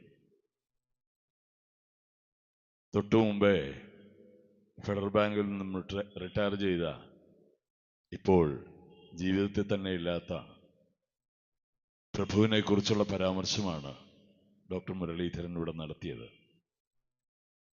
അദ്ദേഹത്തിൻ്റെ റിട്ടയർമെന്റ് ചടങ്ങിൽ പുറത്തുനിന്ന് ഒരാളായിട്ട് ഞാനാണ് വന്നത്. തിരൂർ റെയിൽവേ സ്റ്റേഷനിൽ ഞാൻ വന്ന് വണ്ടി ഇറങ്ങുമ്പോൾ എന്നെ കാത്ത് അവിടെ നിന്നിരുന്നത് ഡോക്ടർ ജയദേവനാണ്. എന്നെയും കൂട്ടി അദ്ദേഹത്തിൻ്റെ കാറിൽ തിരൂർ മുതൽ കോട്ടക്കൽ വരെ പിന്നെ തിരിച്ചും അദ്ദേഹം വണ്ടി ഓടിക്കുകയായിരുന്നില്ല, എല്ലാ നേരവും പാടുകയായിരുന്നു. സ്റ്റിയറിങ്ങിൽ ഇങ്ങനെ വിരൽ താളമിട്ടുകൊണ്ട് പാടിക്കൊണ്ട്, നിരന്തരം പാടിക്കൊണ്ട്. അതിൽ ഗീതാഞ്ജലിയുണ്ട്, ഞാൻ തന്നെ എഴുതിയ പല കവിതകളും അദ്ദേഹത്തിന് മനഃപ്പാടമാണ്, അതൊക്കെ ഉണ്ട്. അതൊന്നും അല്ലാത്ത എത്രയെത്രയോ കവിതകളും പാട്ടുകളും. ഒരു ചെറിയ നേരത്തിനിടയിൽ അതിൻ്റെ പല വരികൾ ഇങ്ങനെ പാടിക്കൊണ്ടുള്ളൊരു യാത്രയാണ് എല്ലാ കാലത്തും എൻ്റെ ഓർമ്മ നിറയെ. 2024 നവംബർ 8 വളരെ അപ്രതീക്ഷിതമായി അദ്ദേഹം വിട പറഞ്ഞു എന്നറിയുമ്പോൾ, സോഷ്യൽ മീഡിയയിൽ ഒരു വാർത്തയായി അത് കാണുമ്പോൾ, അദ്ദേഹത്തിന് ഏതെങ്കിലും പുരസ്കാരം ലഭിച്ച വാർത്തയായിരിക്കും എന്നൊക്കെയാണ് ഞാൻ ആദ്യം പെട്ടെന്ന് തോന്നി അതിലേക്ക് കടക്കുന്നത്. സ്ഥലത്തുണ്ടായിരുന്നില്ലെങ്കിലും ഇത്രയും നടുക്കുന്നൊരു വാർത്ത ഈ 2 മാസം കഴിഞ്ഞിട്ടും നിങ്ങൾക്കാർക്കും എന്നതുപോലെ വിശ്വസിക്കാനാവാത്ത നിലയിലാണ് നാം ഏവരും. ജന്മവും ജീവിതവും പോലെ നാം അംഗീകരിക്കേണ്ട ഒരു യാഥാർത്ഥ്യമാണ് മരണവും എന്ന് നമുക്കെല്ലാവർക്കും അറിയാം. അതിന് പ്രായത്തിൻ്റെയോ വാർദ്ധക്യത്തിൻ്റെയോ അതിൻ്റെ ഒന്നും ആവശ്യമില്ല. അതുമായി പൊരുത്തപ്പെടുക എന്നത് തീർച്ചയായും മനുഷ്യ ജീവിതത്തിൻ്റെ വളരെ പ്രധാനപ്പെട്ട ഒരു തുടർച്ചയുടെ കൂടി ഭാഗമാണ്. അദ്ദേഹത്തിന് നൽകുന്ന ഏറ്റവും വലിയ ആദരങ്ങളിലൊന്നാണ് ഇന്നിവിടെ നടക്കുന്ന പ്രഭാഷണങ്ങൾ. വൈദ്യം, സമൂഹം, ധാർമ്മികത എന്ന ഒരു ശീർഷകം അതിന് തിരഞ്ഞെടുക്കുന്നത്. പാലിയേറ്റീവ് പ്രസ്ഥാനത്തിൻ്റെ തന്നെ പ്രോത്ഘാടകരിൽ ഒരാളായ ഡോക്ടർ സുരേഷ് കുമാർ, അതുപോലെ ഡോക്ടർ എസ് ഗോപകുമാർ, അവർ രണ്ടുപേരും അതിനെക്കുറിച്ച് സംസാരിക്കുന്നു എന്ന് തന്നെ വളരെ പ്രധാനപ്പെട്ട ഒരു കാര്യമാണ്.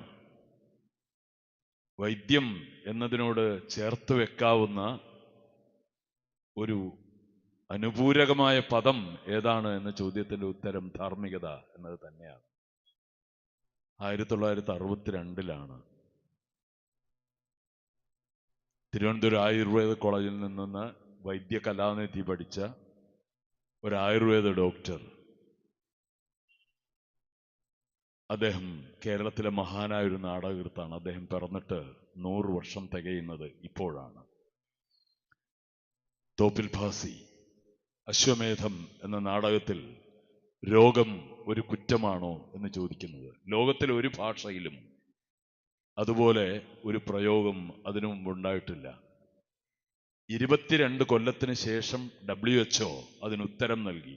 അവരുടെ തീമായി രോഗം ഒരു കുറ്റവും ചികിത്സ അതിനുള്ള ശിക്ഷയുമല്ല എന്ന് ലോകാരോഗ്യ സംഘടന ഇപ്പോൾ ഒരു 3 കോടി ആളുകൾ മാത്രം സംസാരിക്കുന്ന ഒരു ഭാഷയിൽ എഴുതപ്പെട്ട ഒരു കൃതിയിൽ ഒരു നാടകകൃത്ത് ഉന്നയിക്കുന്ന ചോദ്യത്തിന് അതേ വാക്കുകൾ കൊണ്ട് മറുപടി പൂർത്തിയാക്കുക.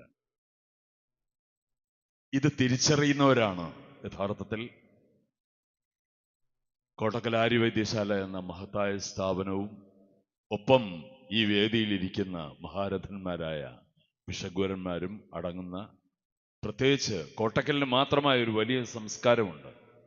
അത് കഴിഞ്ഞ എത്രയോ വർഷങ്ങളായി തുറന്നുകൊണ്ടിരിക്കുന്ന ഒരുപാട് പ്രകാശഗോപുരങ്ങളുടെ പ്രഭാമയമായ ജീവിതത്തെ പിന്തുടരുന്ന ഒരു ജനതയും അതിൻ്റെ ചരിത്രവുമാണ്.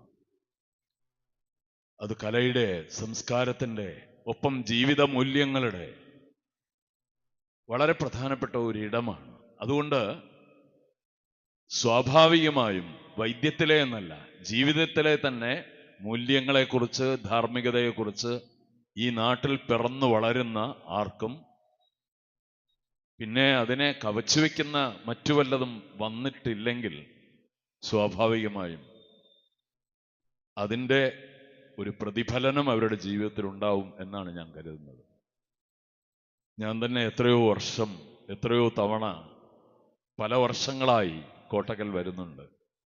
എത്രയോ കുട്ടികൾ എൻ്റെ കവിതകൾ, പാട്ടുകൾ ആവർത്തിച്ച് ഇവിടെ നിന്ന് ചൊല്ലുകയും സ്കൂൾ യുവജനോത്സവങ്ങളിൽ സമ്മാനങ്ങൾ വാങ്ങിക്കുകയും ഒക്കെ ചെയ്യുന്നുണ്ട്. എത്രയോ വിഷയങ്ങളെക്കുറിച്ച് ഇവിടെ ദീർഘനേരം സംസാരിച്ചിട്ടുണ്ട്. ഏറ്റവും പ്രിയപ്പെട്ട, ഏറ്റവും അടുത്ത സുഹൃത്തുക്കൾ എത്രയോ പേരുണ്ട്. പിന്നെയും ഒരു രണ്ടാം വീട് പോലെ കോട്ടക്കലിലേക്ക് വരണമെന്ന് വിളിക്കുന്ന എല്ലാ സന്ദർഭത്തിലും വരാൻ തോന്നുന്നത് ഈ ഒരു വലിയ സംസ്കാരം ഒരു ജനതയുടേതായി, ഒരു നാട്ടിൻ്റെതായി നിവർന്നു നിൽക്കുന്നു എന്ന തിരിച്ചറിവ് കൂടി ഉള്ളതുകൊണ്ടാണ്. പലവട്ടം ഇവിടെ വരുമ്പോൾ ഞാൻ ഓർക്കുന്നത്, കോട്ടക്കൽ വന്ന് ഇതുപോലുള്ള ഏത് പരിപാടികളിലും പങ്കുകൊള്ളുമ്പോൾ, അത് സാംസ്കാരിക പരിപാടിയാണെങ്കിൽ നിശ്ചിതമായും നിർബന്ധമായും അതിലുണ്ടാവുന്ന ഒരു മുഖം, ഇപ്പോഴും അറിയാതെ കണ്ണുകൾ ഇങ്ങനെ തേടിക്കൊണ്ടിരിക്കുന്നത് ഈ കൂട്ടത്തിൽ എവിടെയോ വളരെ പ്രസാദാത്മകമായ ഒരു മുഖം. ഡോക്ടർ സി വി ജയദേവൻ എന്ന പ്രിയ സുഹൃത്തിൻ്റെ ഒരു മുഖം എവിടെയോ എപ്പോഴും കാണാൻ ബാക്കിയുണ്ട് എന്നൊരു തോന്നലാണ്. ഒരു ദിവസം വിനോദും ഡോക്ടർ ജയദേവനും കൂടി കരിവള്ളൂരിലെ ഞങ്ങളുടെ വീട്ടിൽ വന്നു. ഇ പി രാജഗോപാലിൻ്റെ മകളുടെ കല്യാണത്തിൻ്റെ ആ ദിവസം ഞങ്ങളുടെ വീട്ടിൻ്റെ പൂമുഖത്ത് വളരെ പ്രധാനപ്പെട്ട രാഷ്ട്രീയ നേതാക്കളും കലാകാരന്മാരും എല്ലാ കാലത്തും വന്നുകൊണ്ടിരുന്ന വലിയ ചരിത്രമുള്ള കരിവള്ളൂരിലെ ഞങ്ങളുടെ വീട്ടിൻ്റെ ആ പൂമുഖത്തിരുന്ന് മേശപ്പുറത്ത് അടിച്ചിട്ട് ഏതാണ്ടൊരു 2-3 മണിക്കൂർ നീണ്ടു നിന്നൊരു പാട്ട് കച്ചേരിയായിരുന്നു അത്. ഞങ്ങളൊക്കെ കൂടെ പാടി, എല്ലാവരും ചേർന്ന് ഇങ്ങനെ പാടുകയായിരുന്നു. അദ്ദേഹത്തിന് ഏറ്റവും പ്രിയപ്പെട്ട പൂർണ്ണമായില്ലെങ്കിലും അടക്കം.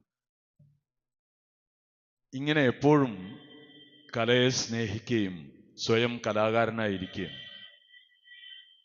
ഡോക്ടർ ബാലേന്ദ്രൻ ഇവിടുന്ന് സംസാരിച്ചു തുടങ്ങുന്നതിന് മുമ്പേ ഞങ്ങളിവിടെ ഇരിക്കുമ്പോൾ പറഞ്ഞു, തൃശ്ശൂരിൽ അദ്ദേഹം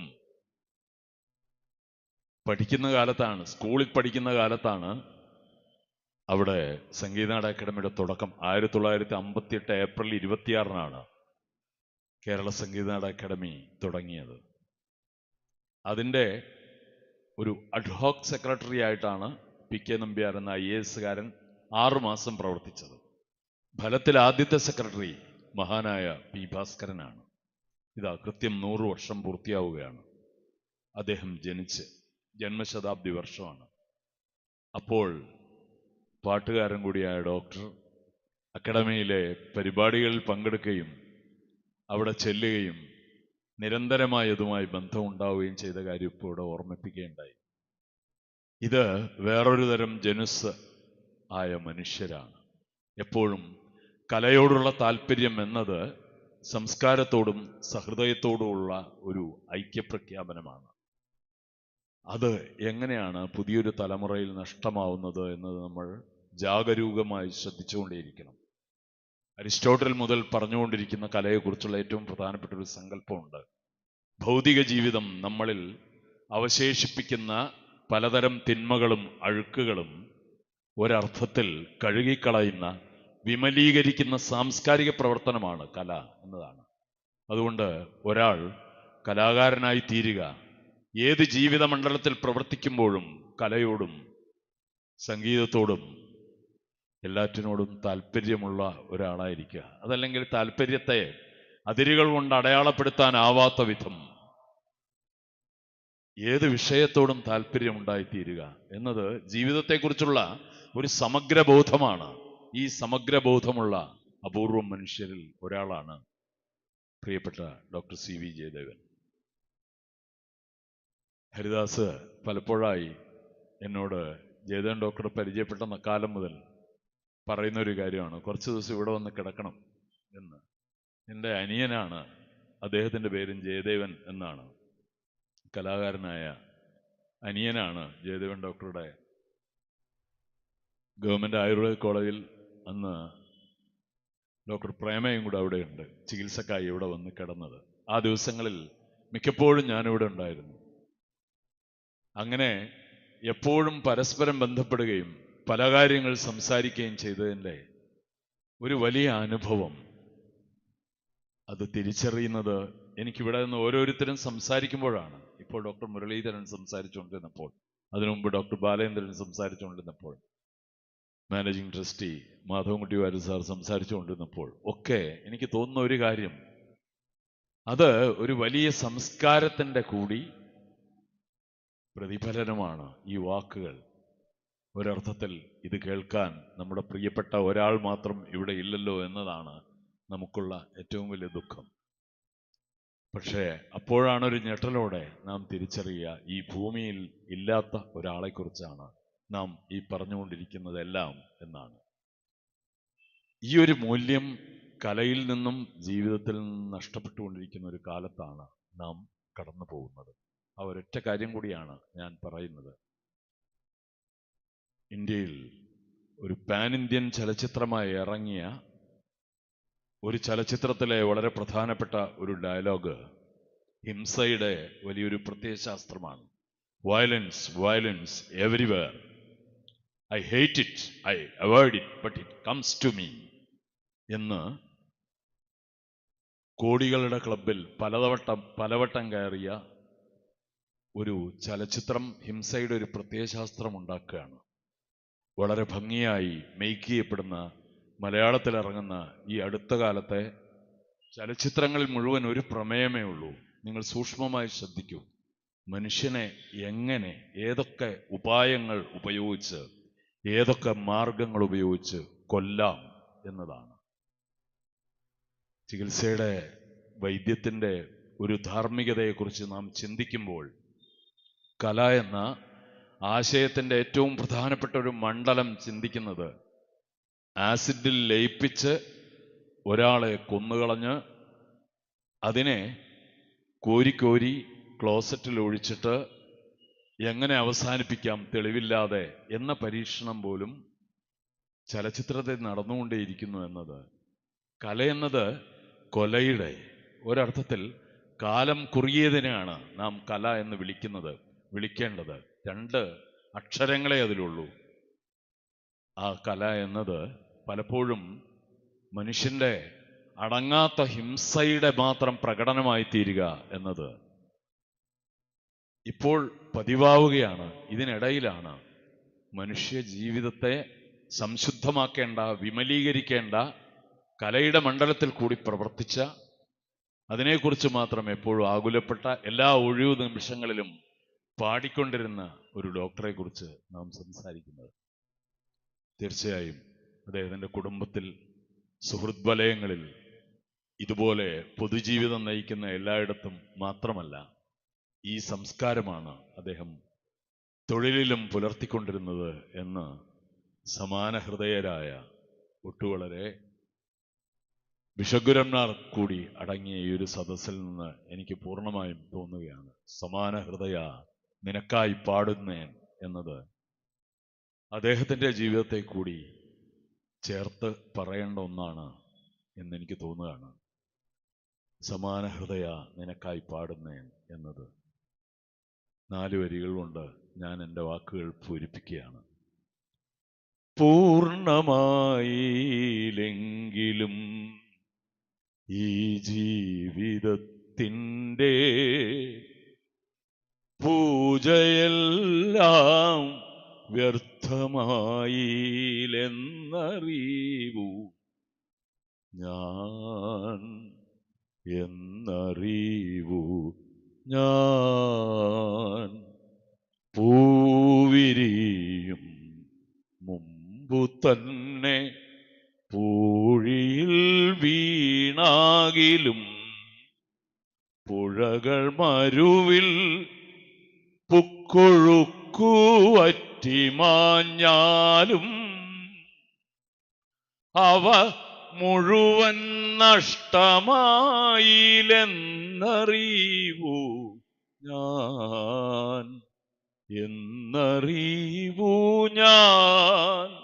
ജീവിതത്തിൻ പിന്നിലിട്ട് പോന്നതൊന്നും ഒന്നുമേ ഹാ വിഫലമായി പോയില്ലെന്നറിവൂ ഞാൻ.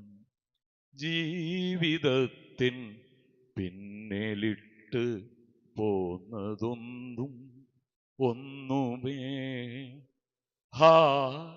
വിഫലമായി പോയില്ലെന്നറിവൂ ഞാൻ. എന്നറിവൂ ഞാൻ. പൂർണ്ണമായില്ലെങ്കിലും ഈ ജീവിതത്തിൻ്റെ പൂജയെല്ലാം വ്യർത്ഥമായില്ലെന്നറിവൂ ഞാൻ. എന്നറിവൂ ഞാൻ. നന്ദി, നമസ്കാരം. നമ്മുടെ ജയദേവൻ സാർ ഒരു നല്ല വൈദ്യൻ മാത്രമല്ല, എന്നും ഒരു നല്ല കലാകാരനും കൂടിയായിരുന്നുവെന്ന് പറഞ്ഞുവെച്ച ശ്രീ കരിവള്ളൂർ മുരളി സാറിന് ഹൃദയത്തിൻ്റെ ഭാഷയിൽ നന്ദി. അടുത്തതായി ഇൻസ്റ്റിറ്റ്യൂട്ട് ഓഫ് പാലിയേറ്റീവ് മെഡിസിൻ മുൻ ഡയറക്ടറും പാലിയേറ്റീവ് മെഡിസിൻ രംഗത്ത് ഡോക്ടർ CB ജയദേവൻ സർ നടത്തിയ പ്രവർത്തനങ്ങൾക്ക് പിന്തുണയും മാർഗനിർദ്ദേശവും നൽകിയ വ്യക്തിയുമായ ഡോക്ടർ സുരേഷ് കുമാർ സാറിനെ വൈദ്യം, സമൂഹം, ധാർമ്മികത എന്ന വിഷയത്തിൽ പ്രഭാഷണം നടത്തുന്നതിനായി ക്ഷണിച്ചുകൊള്ളുന്നു.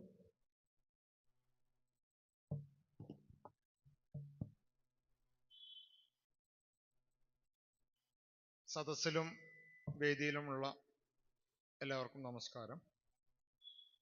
നേരത്തെ സ്വാഗതം പറഞ്ഞ പത്മനാഭ മാഷ് പറഞ്ഞതുപോലെ ഒരു വിശദമായ ഒരു പ്രഭാഷണത്തിന് ഉള്ള ഒരു സ്ഥലമല്ല, അതിനുള്ളൊരു സമയമോ അതിനുള്ള ഒരു അന്തരീക്ഷമല്ല ഉള്ളത്. നമ്മൾ വേറൊരു കാര്യത്തിന്, പക്ഷെ അത് ആ വിഷയവുമായിട്ട് ബന്ധിപ്പിച്ച് ചില കാര്യങ്ങൾ സംസാരിക്കാമെന്ന് ഞാൻ വിചാരിക്കുന്നു. ഞാൻ വിചാരിക്കുന്നത് ഈ സംസാരിച്ച ആൾക്കാരിൽ എല്ലാവരും, ഏതാണ്ട് എല്ലാവരും തന്നെ ജയദേവനെ ചെറുപ്പം മുതൽ അറിയുകയും ദീർഘകാലമായിട്ട് അറിയുകയും ചെയ്യുന്നു. എനിക്ക് ആ കാര്യത്തിൽ ഒരു വ്യത്യാസം, ഞാനൊരു വളരെ പ്രൊഫഷണൽ ആയിട്ടുള്ള ഒരു ബന്ധത്തിൽ തുടങ്ങി 10-15 വർഷമായിട്ട് പിന്നെ അത് വളരെ പേഴ്സണലായിട്ടുള്ള ഒരു റിലേഷൻഷിപ്പിലേക്ക് മാറിയിട്ടുള്ള ഒരു ബന്ധമാണ് എനിക്ക് ജയദേവനായിട്ടുള്ളത്. അത് ചുരുങ്ങിയ ഒരു ചരിത്രം കൂടി പറഞ്ഞിട്ട് ഞാൻ എൻ്റെ വിഷയത്തിലേക്ക് കടക്കാം. ഞങ്ങൾ പാലിയേറ്റീവ് കെയർ, നിങ്ങൾ ചിലർക്ക് അറിയണ്ടാവും, കേരളത്തിലെ ആദ്യത്തെ പാലിയേറ്റീവ് കെയർ സംരംഭം കോഴിക്കോട് 93 തുടങ്ങുകയാണ്. അതിൽ ഏതാനും വർഷം കഴിയുമ്പോൾ 96-97 എനിക്ക് തോന്നുന്നു, രമേശ് കറക്റ്റ്, വളരെ തുടക്കത്തിൽ തന്നെ നമ്മൾ കോട്ടക്കൽ ആയുർവേദശാലയുമായിട്ട് ചേർന്നിട്ട് ആയുർവേദ പാലിയേറ്റീവ് കെയറിൻ്റെ ആയുർവേദത്തിലുള്ള സാധ്യതകൾ എന്നുള്ള വിഷയത്തെ പറ്റി ചില റിസർച്ച് പ്രോജക്റ്റുകൾ തുടങ്ങി.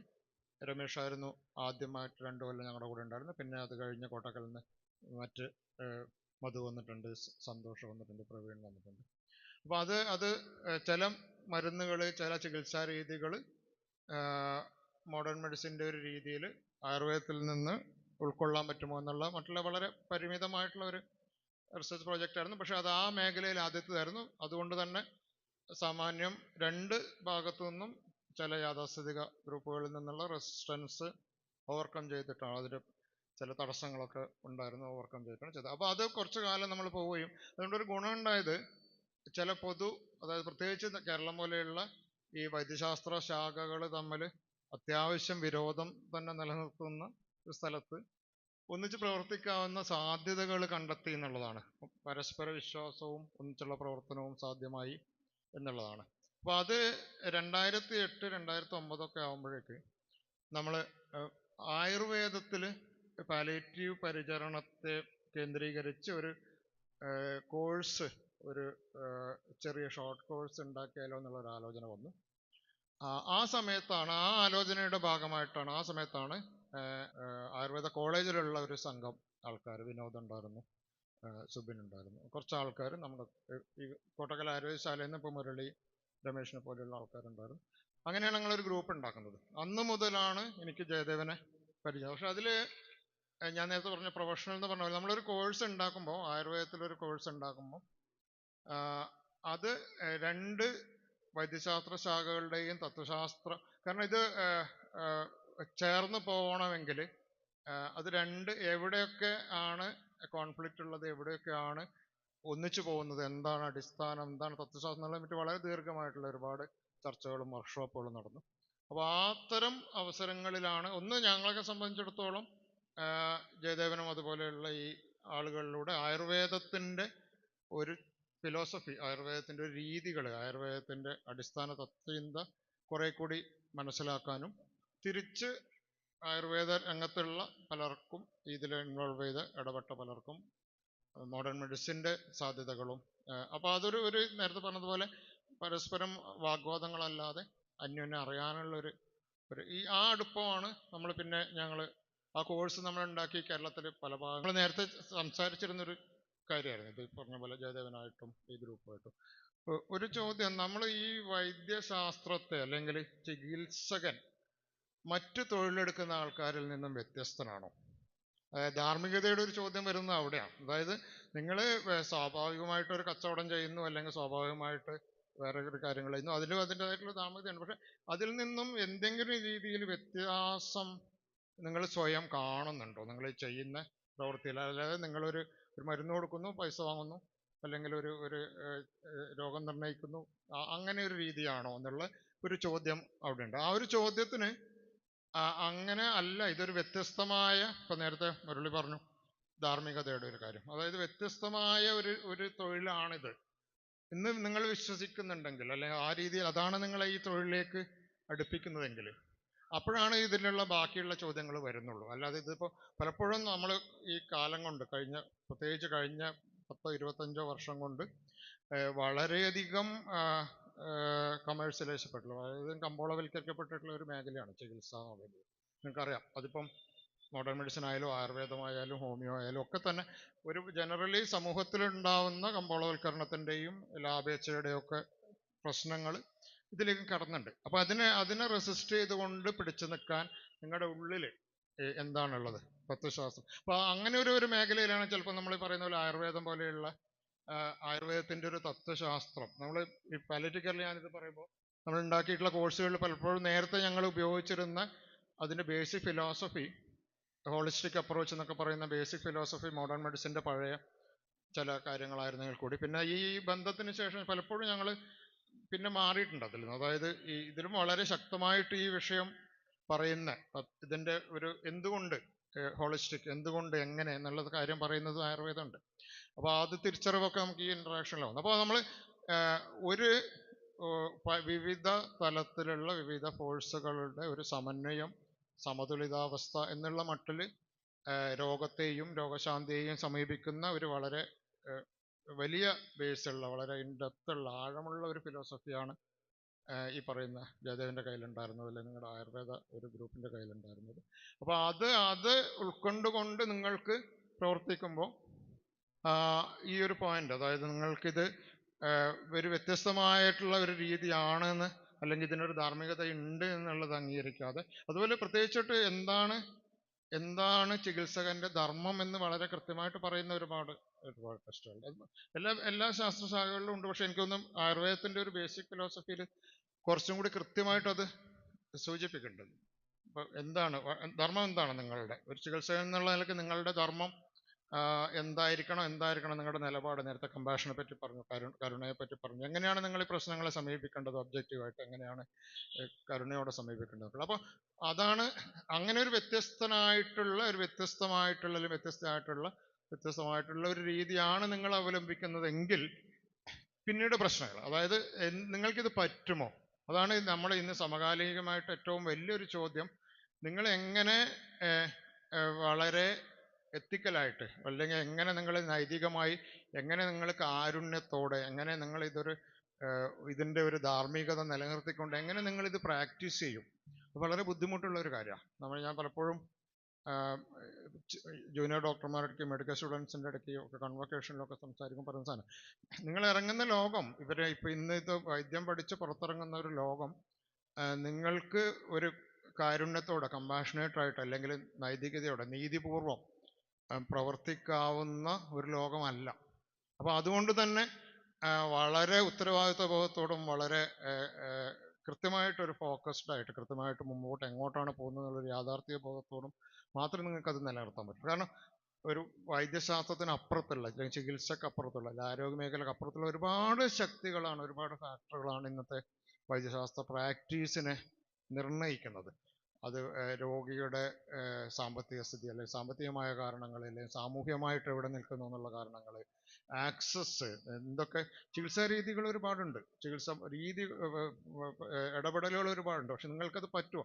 നിങ്ങളുടെ രോഗിക്ക് അത് ഓഫർ ചെയ്യാൻ നിങ്ങളുടെ ഉത്തരവാദിത്യം ഈ മരുന്ന് എഴുതി കൊടുക്കുന്നതിൽ നിൽക്കുന്നുവോ, അതോ നിങ്ങളുടെ ഉത്തരവാദിത്യം ഇതിനപ്പുറത്ത് ഇയാളുടെ സൗഖ്യമാണോ നിങ്ങളുടെ ഉത്തരവാദിത്യം, അല്ല നിങ്ങൾ മരുന്നെഴുതി കൊടുക്കലാണോ നിങ്ങളുടെ ഉത്തരവാദിത്വം? അതാണ് ഒരു പ്രാഥമികമായിട്ട് പ്രാക്ടിക്കലായിട്ടുള്ള ചോദ്യം. നമ്മൾ പലപ്പോഴും ഈ ജൂനിയർ ഡോക്ടേഴ്സിൻ്റെ ഗ്രൂപ്പുകളിൽ ഇത് ചോദിക്കലുണ്ട്. സ്പ്ലിറ്റ് ആണ് ആൾക്കാർ.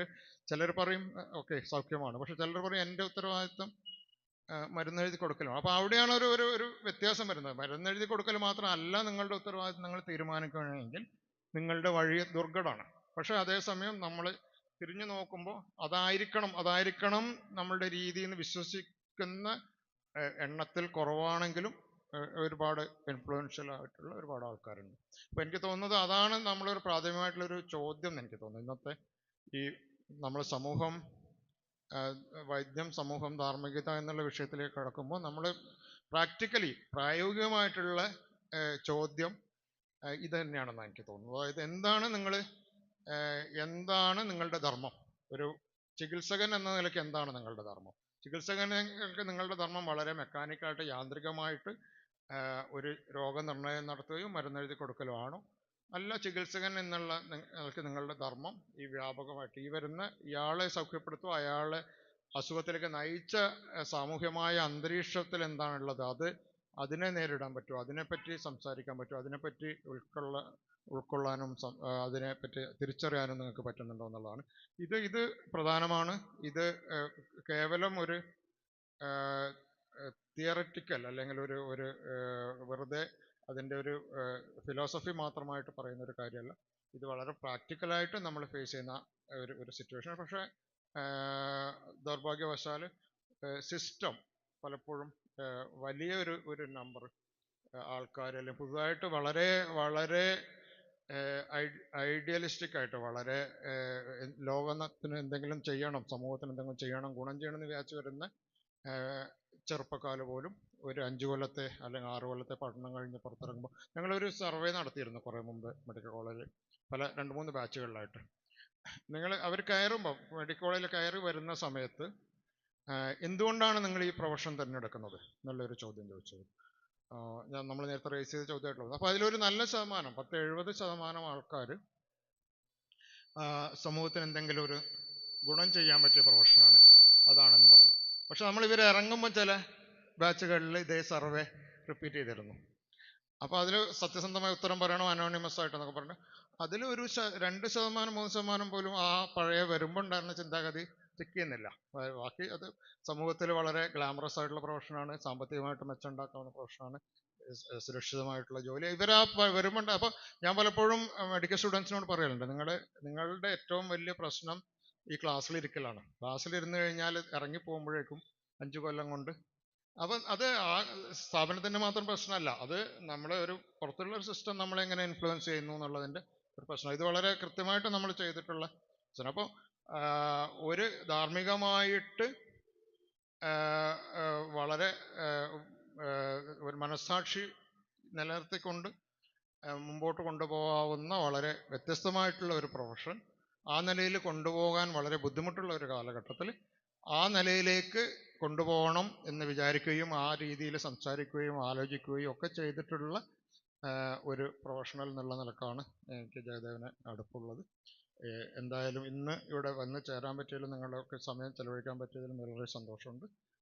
ജയദേവൻ്റെ ഓർമ്മകൾ ഈ പറഞ്ഞതുപോലെ നമുക്കങ്ങോട്ടും, ഇപ്പം ഞാൻ ഒരുപാട് മരണം കാണുന്ന ഒരാളാണ്. കാരണം ഞാൻ പ്രവർത്തിക്കുന്നത് പാലിയേറ്റീവ് കെയറിലായതുകൊണ്ട് നല്ലൊരു ശതമാനം രോഗികൾ മരണം കാണുന്നു. പക്ഷേ നമ്മളത് ഒരു രീതിയിൽ ഫിലോസഫൈസ് ചെയ്തിട്ട് എല്ലാവരും ഉണ്ടാവുന്നതാണെന്നൊക്കെ പറയും. ഞങ്ങൾ ഡെത്ത് ലിറ്ററസി എന്നൊക്കെ പറഞ്ഞിട്ട് ഒരുപാട് ഇത്തരം ക്ലാസ്സുകൾ എടുക്കുന്നത്. പക്ഷെ നമ്മൾ വേണ്ടപ്പെട്ട നമുക്ക് വളരെ മനസ്സിൽ തട്ട് അടുപ്പമുള്ള ഒരാളുടെ മരണം എന്ന് വരുമ്പം എന്തൊക്കെ തന്നെയായാലും നമുക്കതിൻ്റെ ഒരു ഇമോഷണൽ ഒരു ഭാഗം വരും. അപ്പോൾ ഈ പറഞ്ഞതുപോലെ വളരെ അപ്രതീക്ഷിതമായിട്ടും നേരത്തെ ഇവിടെ പലരും പറഞ്ഞതുപോലെ മനസ്സിൽ നിന്ന് മാറുന്ന ഒരു മുഖമല്ല അത്. വളരെ എന്തായാലും ജയദേവൻ്റെ സ്മരണയ്ക്ക് മുന്നിൽ ആദരാഞ്ജലി അർപ്പിക്കുന്നു. ഇന്ന് നിങ്ങളുടെ കൂടെ കുറച്ച് സമയം ചെലവഴിക്കാൻ പറ്റിയതിൽ സന്തോഷമുണ്ട്. നന്ദി, നമസ്കാരം. ചിന്തയെ ഉണർത്തുന്ന ആശയങ്ങൾ പകർന്നു തന്നതിന് ഡോക്ടർ സുരേഷ് കുമാർ സാറിന് നന്ദി. കേരള ആരോഗ്യശാസ്ത്ര സർവകലാശാല രജിസ്ട്രാറും ജയദേവൻ സാറിൻ്റെ ദീർഘകാല സുഹൃത്തുമായ ഡോക്ടർ എസ് ഗോപകുമാർ സാറിനെ പ്രഭാഷണത്തിനായി ക്ഷണിക്കുന്നു.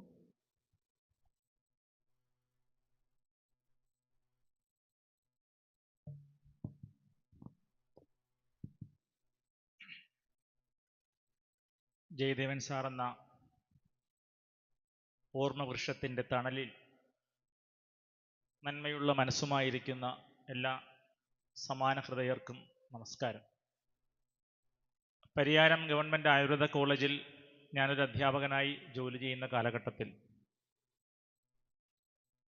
വെളുപ്പാങ്കാലം 3:30 മണി അല്ലെങ്കിൽ 4 മണി സമയമാകുമ്പോൾ വിദ്യാർത്ഥികൾക്കുള്ള പരീക്ഷകൻ്റെ ഉത്തരവാദിത്വവും ഏറ്റെടുത്തുകൊണ്ട് പ്രിയപ്പെട്ട AK മനോജ് കുമാർ സാറിനോടൊപ്പം രാത്രി ഹൈവേയിൽ വന്നിറങ്ങി പരിമിതമായ റേഞ്ചുള്ള മൊബൈലിൽ വിളിച്ച് മെൻസ് ഹോസ്റ്റലിൽ ഞാൻ താമസിക്കുന്ന ഒറ്റമുറിയിലേക്ക് വന്ന് ഞാനും മനോജ് കുമാർ സാറും ജയദേവ സാറും കൂടെ വളരെ കംഫർട്ടബിളായി ലക്ഷറിയസായി ഒരു കൊച്ച് 150 സ്ക്വയർ ഫീറ്റുള്ള മുറിയിൽ ഉറങ്ങി രാവിലെ മെസ് ഹാളിൽ പോയി എൻ്റെ വിദ്യാർത്ഥികൾ കഴിക്കുന്ന അതേ ഉപ്പുമാവും അല്ലെങ്കിൽ അതേ ദോശയും ഒക്കെ കഴിച്ച് ഭായി ഒരു ചായ കുടിക്കാമെന്നുള്ള പതിവ് വർത്തമാനവും പറഞ്ഞ് സാറിനെയും കൊണ്ട് ഞാൻ പരീക്ഷാ ഹാളിലേക്ക് പോകുമ്പോൾ കുട്ടികളെല്ലാം അന്തമിട്ട് നിൽക്കുകയാണ്. കാരണം പരീക്ഷകനായി വരുന്നത് ജയദേവൻ സാറാണ്. സാറിൻ്റെ ആ പുഞ്ചിരിയെ കൊണ്ടാകും. എന്നിട്ട് എന്നോട് തോളിൽ തട്ടിയിട്ട് പറയും, എടോ പിള്ളേരോട് മിണ്ടാതിരിക്കാൻ പറ, നീയൊക്കെ പേടിപ്പിച്ച് പിള്ളേരെ ഇല്ലാണ്ടാക്കി വെച്ചേക്കാം. അത്ര സരസനായ ഒരു മനുഷ്യനായിരുന്നു ജയദേവൻ സാർ. ഏറ്റവും അവസാനം ഒരു 2 വർഷം മുമ്പ്, നേരത്തെ പറഞ്ഞു അത്രമാത്രം ഒരു ദീർഘകാല സൗഹൃദമുള്ളതാണ്. ഞാനും നമ്മുടെ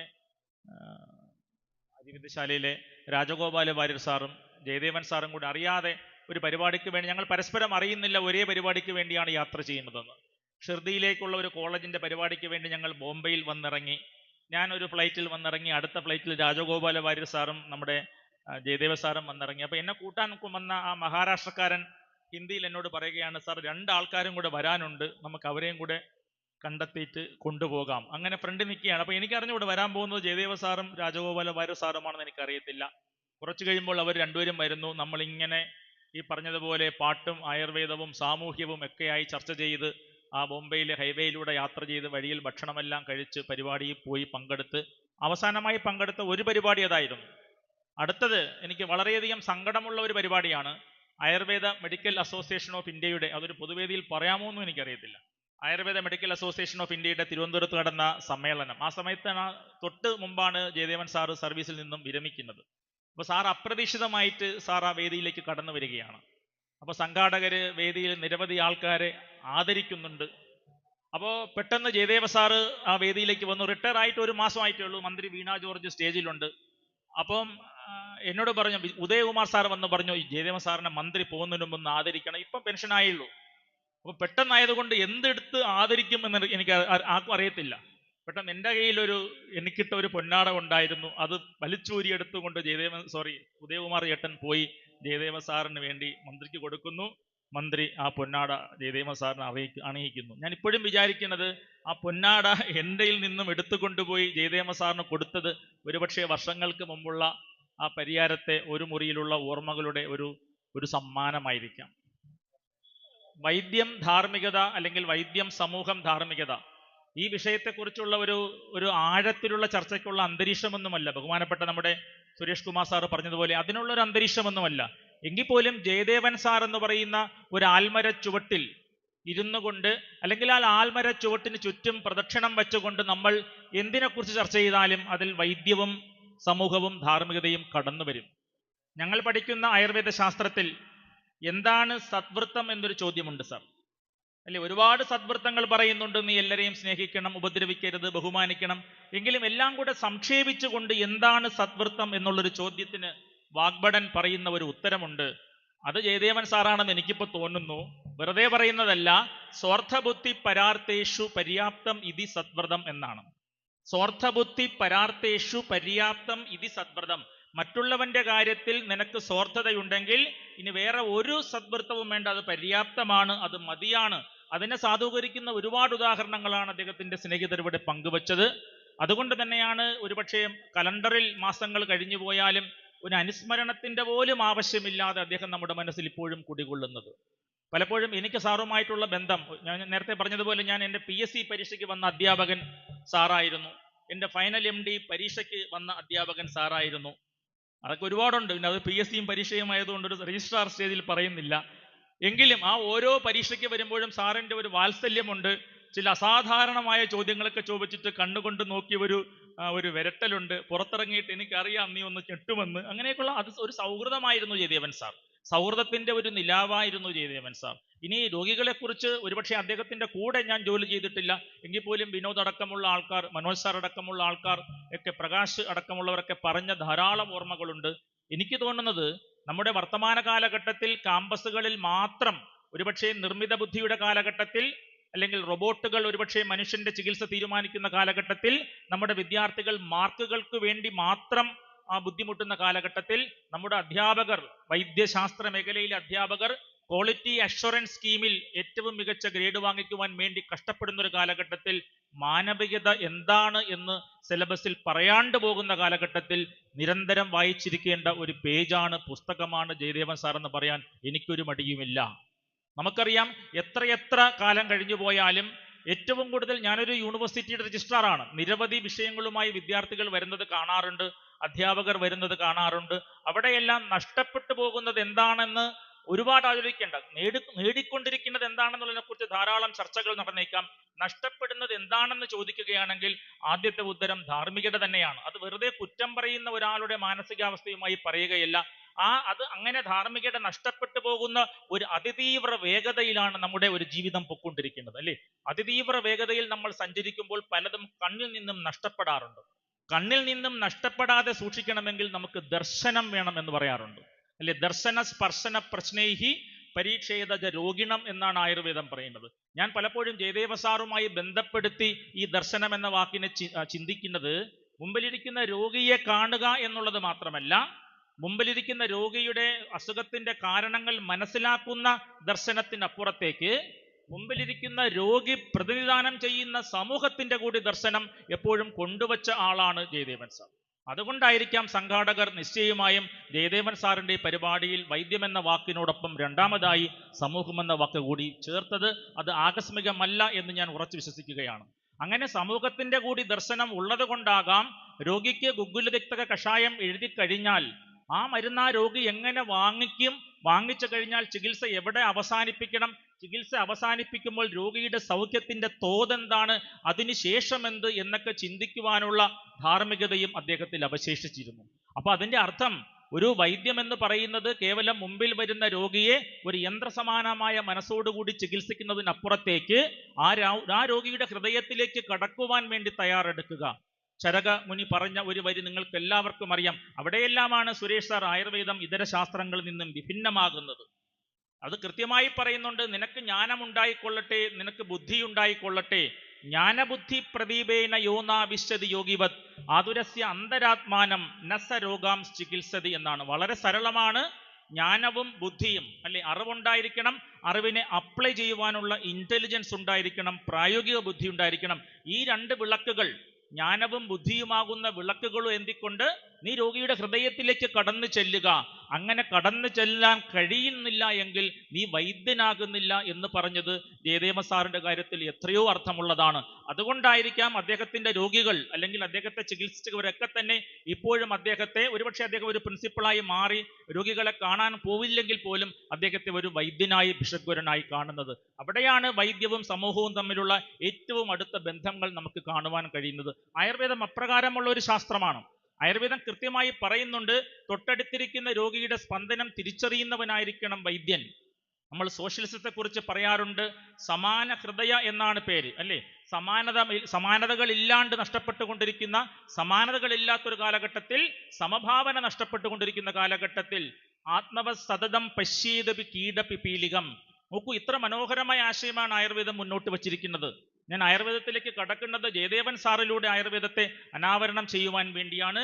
തനിക്ക് തുല്യമായി ഉറുമ്പിനെയും പിപീലികയും കീടങ്ങളെയും കാണുക എവിടെ കാണുവാൻ കഴിയും? It is not a medical science, ഇതൊരു ജീവിതത്തിന്റെ ശാസ്ത്രമാണ്. അതുകൊണ്ട് തന്നെയാകാം ആയുർവേദ്യശാലയിൽ വരുന്ന സാധാരണ രോഗികളെ അല്ലെ ആത്മവത് സതതം പശ്യെ തന്നെ പോലെ കാണുവാൻ ജയദേവൻ സാറിന് കഴിഞ്ഞതും ആ ശാസ്ത്രം അക്ഷരാർത്ഥത്തിൽ അദ്ദേഹത്തിന്റെ മനസ്സിൽ ഉണ്ടായത് കൊണ്ട് തന്നെയാകാം. അവിടെയാണ് ഞാൻ പറഞ്ഞത്, മാർക്കുകൾക്ക് വേണ്ടി പഠിച്ച് ജോലി നേടുന്നതിനപ്പുറത്തേക്ക് അത് ജീവിതത്തിൽ ഒരു മാർക്ക് ഉണ്ടാക്കുവാൻ കഴിയുന്നവർക്ക് മാത്രമുള്ള അവർക്ക് മാത്രം കൈമുതലായുള്ള സഹജമായ വികാരങ്ങളാണ് ഇത്തരത്തിലുള്ള സമാനതകളെ കുറിച്ചുള്ള ബോധം, അല്ലെങ്കിൽ സമാന ഹൃദയനായി മാറുവാനുള്ള ബോധം. അപ്പൊ അതെല്ലാം സാറിൽ ഉണ്ടായിരുന്നു. ഇനി ധാർമ്മികത നമുക്കറിയാൻ പറ്റും. ധർമ്മം എന്ന് പറയുന്നത് ആയുർവേദം കൃത്യമായി പറയുന്നുണ്ട്, ആയുർവേദോപദേശേഷു വിധേയ പരമാദരഃ. ധർമ്മ അർത്ഥ കാമമോക്ഷങ്ങൾ എന്ന് പറയുന്ന പുരുഷാർത്ഥങ്ങളിൽ അധിഷ്ഠിതമാണ് ആയുർവേദം. അവിടെ ധർമ്മം എന്ന വാക്കിന് കൊടുക്കുന്ന അർത്ഥങ്ങൾ അതിൻ്റെ സാഹിത്യ സംബന്ധിയായ വ്യാഖ്യാനങ്ങളിൽ എന്ത് തന്നെയായാലും നമുക്കറിയാം നമ്മളുടെ മോറൽ റെസ്പോൺസിബിലിറ്റി അല്ലെ, ഒരു മോറൽ റെസ്പോൺസിബിലിറ്റി എന്ന് പറയുന്ന കമ്പോണന്റ് ഇന്ന് കാണുന്നില്ല. ലീഗൽ റെസ്പോൺസിബിലിറ്റി നമ്മൾ ബഹുമാനിക്കും അല്ലെ, legally what we are forced to do that we will be doing. നിയമം അനുശാസിക്കുന്നത് നടപ്പിലാക്കുവാൻ ഒരു മടിയും കാണിക്കാത്ത നമ്മൾ ധർമ്മം എന്ന് പറയുന്ന സംഗതി അനുശാസിക്കുന്ന കാര്യങ്ങളിൽ നിന്നും പതുക്കെ വഴുതി പോകാറുണ്ട്. അവിടെയും വഴുതി പോകാതെ ഇരിക്കുന്ന ഒരാളായിരുന്നു സാർ. ഞാൻ അടുത്ത കാലത്ത് എഴുതിയ ഒരു കവിതയിൽ അത് ഞാൻ സാറിന് അയച്ചു കൊടുത്തിരുന്നു. മതമേതോ വഴുക്കൽ കുളങ്ങളിൽ മർത്യബോധം ചത്തു ചീർത്തു നിന്നു. മതമേതോ വഴുക്കൽ കുളങ്ങളിൽ മർത്യബോധം ചത്തു ചീർത്തു നിന്നു. അങ്ങനെ വ്യത്യസ്തമായ അഭിപ്രായ വ്യത്യാസങ്ങളിൽപ്പെട്ട് മർത്യബോധം മരിച്ചു വീഴുന്ന കാലഘട്ടത്തിൽ മുമ്പിലിരിക്കുന്ന രോഗിയെ തനിക്ക് തുല്യമായി കാണുവാൻ തയ്യാറായ ആയുർവേദത്തിന്റെ സന്താനമാണ് ജയദേവൻ സാർ. അനാഥാൻ രോഗിണോ യശ്ച സുപിത്രവത് സമുപാചരേ, ആരുമില്ലാത്ത രോഗിയെ തൻ്റെ പുത്രനായി കാണണമെന്നൊക്കെ പറഞ്ഞത് സാറിന് വരും സൂത്രരൂപത്തിലുള്ള ആഹ്വാനങ്ങളായിരുന്നില്ല, അദ്ദേഹത്തിന് ജീവിതത്തിൽ പകർത്താനുള്ളവയായിരുന്നു നമ്മൾ ധാരാളം കണ്ടിട്ടുണ്ട്. അപ്പൊ എനിക്ക് പറയുവാനുള്ളത്, വൈദ്യം എന്ന് പറയുന്നത് കേവലം നമ്മുടെ മുരളി സാർ പറഞ്ഞതുപോലെ മരുന്നെഴുതി കൊടുത്ത് കുറ്റമെന്ന് ആരോപിക്കപ്പെട്ട ഒരു സംഗതിക്ക് ഒരു പരിഹാരം കൊടുക്കുന്ന, പ്രതിവിധി കൊടുക്കുന്ന മരുന്നുകളുടെ ഘോഷയാത്രയായി കാണാതെ രോഗമെന്ന ചിന്തയ്ക്കപ്പുറത്തേക്ക് രോഗികളെ കാണുവാൻ, രോഗിയുടെ സാമൂഹ്യ പശ്ചാത്തലം മനസ്സിലാക്കുവാൻ, ആ പശ്ചാത്തലത്തിൽ ഇടപെടുവാൻ കൂടി കഴിയുന്ന ഒരു മനസ്സുള്ള ആളായി മാറുമ്പോഴാണ് ഒരു പൊതുസമൂഹം ഒരു അനുസ്മരണ ചടങ്ങ് സംഘടിപ്പിക്കുന്നത് അല്ലെ. ഒരുപക്ഷെ ഒരു കോളേജിലെ തികച്ചും നിർബന്ധമായി നടക്കേണ്ട ചടങ്ങിനപ്പുറത്തേക്ക് ഈ സന്ധ്യയിൽ നമ്മൾ ഒരുപാട് പേർ അദ്ദേഹത്തിന്റെ വ്യത്യസ്തമായ താല്പര്യങ്ങൾ മനസ്സിലാക്കിയിട്ടുള്ള ആൾക്കാർ ഇവിടെ സമ്മേളിച്ചിരിക്കുന്നത് ആ പൊതുബോധം അദ്ദേഹത്തെ വീണ്ടും വീണ്ടും ഓർക്കാൻ ആഗ്രഹിക്കുന്നത് സമൂഹത്തിലേക്ക് കടന്നു വന്ന അദ്ദേഹത്തിന്റെ ചിന്തകൾ കൊണ്ടും പ്രവർത്തനങ്ങൾ കൊണ്ടുമാണ്. അതുകൊണ്ട് തന്നെയാണ് വൈദ്യം പഠിക്കുന്ന വിദ്യാർത്ഥികളോട് എനിക്കുള്ള ഒരു അപേക്ഷ. കാരണം നമുക്കറിയാം ജയദേവ സാറിന്റെ ഭൗതിക സാന്നിധ്യം നഷ്ടപ്പെട്ടു കഴിഞ്ഞാൽ അദ്ദേഹം ഉയർത്തിയ ആദർശങ്ങളെ അല്പമെങ്കിലും ജീവിതത്തിൽ പകർത്തുക എന്നുള്ളതായിരിക്കും പ്രായോഗികമായ ഏറ്റവും വലിയ പരിഹാരം. അതുകൊണ്ട് എൻ്റെ പ്രിയ വിദ്യാർത്ഥികളോട് പറയുകയാണ്, ക്ലാസ് മുറികളിൽ നിങ്ങൾ ആർജിക്കുന്ന അറിവിനപ്പുറത്തേക്ക് പാഠപുസ്തകങ്ങളിലെ ശ്ലോകങ്ങൾ പഠിച്ച് അത് പരീക്ഷാ പേപ്പറിൽ എഴുതി KUHSന്റെ മാർക്ക് വാങ്ങിക്കുന്നതിനപ്പുറത്തേക്ക് സാമൂഹ്യ പാഠങ്ങൾ മനസ്സിലാക്കുക. സാമൂഹ്യ പാഠം തന്നെയാണ് പഠിക്കേണ്ടത്. അഷ്ടാംഗ ഹൃദയത്തിലെയും ചരകത്തിലെയും ആധുനിക വിജ്ഞാനത്തിലെയും ഓരോ അറിവുകളെയും കോർത്തെടുത്ത് നമ്മൾ മുന്നോട്ട് പോകുമ്പോഴും തൊട്ടടുത്ത് നിൽക്കുന്ന രോഗിയുടെ ഹൃദയസ്പന്ദനം ഉൾക്കൊള്ളുവാൻ കഴിയുന്ന മനുഷ്യരായി മാറുമ്പോഴാണ് ധാർമ്മികത വരുന്നത്. അതിന് ജയദേവൻ സാർ നിങ്ങൾക്ക് എല്ലാ കാലത്തുമുള്ള ആ സമാനകൃതനായി മാറട്ടെ എന്ന് കൂടി ആശംസിക്കുകയാണ്. ആയുർവേദം ഏറ്റവും കൂടുതൽ ഉയർത്തിക്കാണിക്കുന്ന ഒരു സംഗതി നമ്മുടെ മനുഷ്യനും സമൂഹവും തമ്മിലുള്ള ബന്ധത്തെയാണ്. അവിടെ കൃത്യമായിട്ട് പറയുന്നുണ്ട്, ഒരാളോട് നിങ്ങൾ എങ്ങനെ പെരുമാറണം. ജയദേവ സാറിന്റെ ചിരിയെക്കുറിച്ച് ഒരുപാട് ആൾക്കാർ പറയുകയുണ്ടായി. ജയദേവൻ സാറിന്റെ ചിരി ഒരുപാട് വേദികളിൽ കണ്ടിട്ടുള്ളതാണ്. അദ്ദേഹത്തിന്റെ ചിരിയെക്കുറിച്ച് പറയുകയുണ്ടായി. ആ ചിരി ഒരു വളരെ കണ്ടേജിയസ് ആയിട്ടുള്ള, പെട്ടെന്ന് പകരുന്ന ഒരു വികാരമാണ് അല്ലെ. ജയദേവൻ സാറിന്റെ ചിരി നമുക്കറിയാം, ജയദേവൻ സാറിന്റെ അഭിപ്രായങ്ങൾ അറിയാം, നിലപാടുകൾ അറിയാം. എത്രയോ വേദികളിൽ അദ്ദേഹത്തിന്റെ നിലപാടുകളുടെ കാർക്കശ്യമോർത്ത് ഞാൻ നിന്നിരുന്നു. തിരിച്ച് സാർ അടുക്കൽ വന്നിരിക്കുമ്പോൾ ഞാൻ പറയും, സാർ ഇത്രയ്ക്ക് വേണ്ടായിരുന്നു, ഒന്ന് മിണ്ടായിരിക്കുക, ഇതിവിടെ പറഞ്ഞില്ലെങ്കിൽ എവിടെ പറയണം. അങ്ങനെ കാലാകാലങ്ങളിൽ ആയുർവേദം നേരിട്ടുകൊണ്ടിരുന്ന, പൊതുജനാരോഗ്യ രംഗം നേരിട്ടുകൊണ്ടിരിക്കുന്ന വിഷയങ്ങളിൽ തൻ്റെ വാക്കുകൾ ഉയർത്തിപ്പറയുവാൻ ഒരു മടിയും കാണിക്കാതിരുന്ന ഒരാൾ കൂടിയായിരുന്നു പ്രിയപ്പെട്ട ജയദേവൻ സാർ. അതുകൊണ്ട് എൻ്റെ വിദ്യാർത്ഥികളോട് പറയുവാനുള്ളത്, അത്തരത്തിലുള്ള ഒരു ജയദേവൻ സാറിന്റെ പിന്മുറക്കാരായി മാറുവാൻ നിങ്ങൾ ശ്രമിക്കുമ്പോൾ വൈദ്യം എന്നതിനോടൊപ്പം ചേർത്ത് വെക്കേണ്ട വാക്കല്ല സമൂഹം. വൈദ്യം എന്ന വാക്കു തന്നെ സമൂഹം എന്ന വാക്കിൽ നിന്നുള്ള ഗർഭധാരണത്തിൽ നിന്നുണ്ടായതാണ്. സമൂഹമില്ലാതെ വൈദ്യമില്ല, വൈദ്യത്തിന് സമൂഹമില്ലാതെ നിലനിൽപ്പില്ല. അതുകൊണ്ട് അത് രണ്ടും രണ്ട് വാക്കുകളല്ല, ഒരു വാക്കാണെന്ന് പറയുവാൻ ഇടയാക്കിയ വ്യക്തി കൂടിയാണ് പ്രിയപ്പെട്ട ജയദേവൻ സാർ. ഇനി ധാർമ്മികത, അതുകൂടെ പറഞ്ഞ് ഞാൻ അവസാനിപ്പിക്കാം.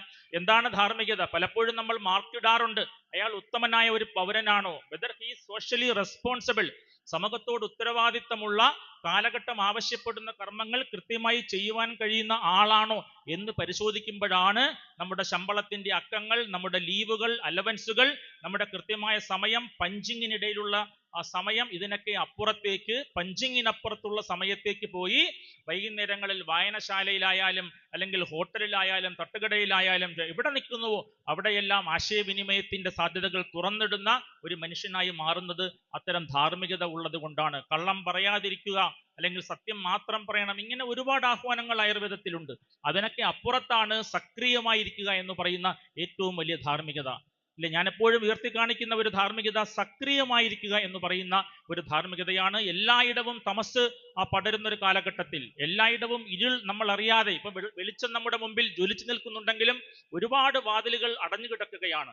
അത്തരം അടഞ്ഞു കിടക്കുന്ന വാതിലുകളുള്ള ഹൃദയ കവാടങ്ങളിൽ നിലവിളക്കരിക്കുന്ന പാലൊളി പുഞ്ചിരിയായിരുന്നു അക്ഷരാർത്ഥത്തിൽ ജയദേവൻ സാറിൻ്റെത്. അദ്ദേഹത്തിന്റെ ആ സക്രിയ സജീവ സാന്നിധ്യം എന്ന് പറയുന്ന ധാർമ്മികത കൂടി നമ്മൾ പകർത്താൻ തയ്യാറാവണം. അദ്ദേഹം ഒരിക്കലും ഭൗതികമായി നമ്മളോടൊപ്പമില്ല എന്ന് നമുക്കറിയാമെങ്കിലും ഒരാൾ നമ്മളിൽ ഏൽപ്പിച്ച ചിന്തകൾ, ഒരാൾ നമ്മളിൽ ഏൽപ്പിച്ച തുടർ പ്രവർത്തനത്തിന്റെ കഥകളൊക്കെ തന്നെ നമുക്കുണ്ടായിരിക്കും. അതുകൊണ്ട് ഞാൻ നേരത്തെ പറഞ്ഞതുപോലെ ജയദേവൻ സാർ മരിക്കുന്നില്ല, അദ്ദേഹം മാറി നിൽക്കുകയാണ്, മാറി നിന്ന് നമ്മളെ വീക്ഷിക്കുകയാണ്. നിങ്ങൾ സമൂഹത്തിൽ എങ്ങനെ പെരുമാറുന്നു, നിങ്ങളുടെ ധാർമ്മികത എത്രത്തോളം ഉണ്ട് എന്ന് ഒരു ആരോഗ്യ സർവകലാശാല രജിസ്ട്രാർ എന്ന രീതിയിൽ അദ്ദേഹം മാർക്കിട്ട് കൊണ്ടിരിക്കുകയാണ്. നമ്മുടെ തലമുറ, ഞാനടങ്ങുന്ന തലമുറ, എനിക്ക് കീഴോട്ടുള്ള തലമുറ, അവരുടെ എല്ലാം പ്രവർത്തനങ്ങൾ, ആ കർമ്മങ്ങൾ അദ്ദേഹം മാർക്കിട്ട് കൊണ്ടിരിക്കുകയാണ്.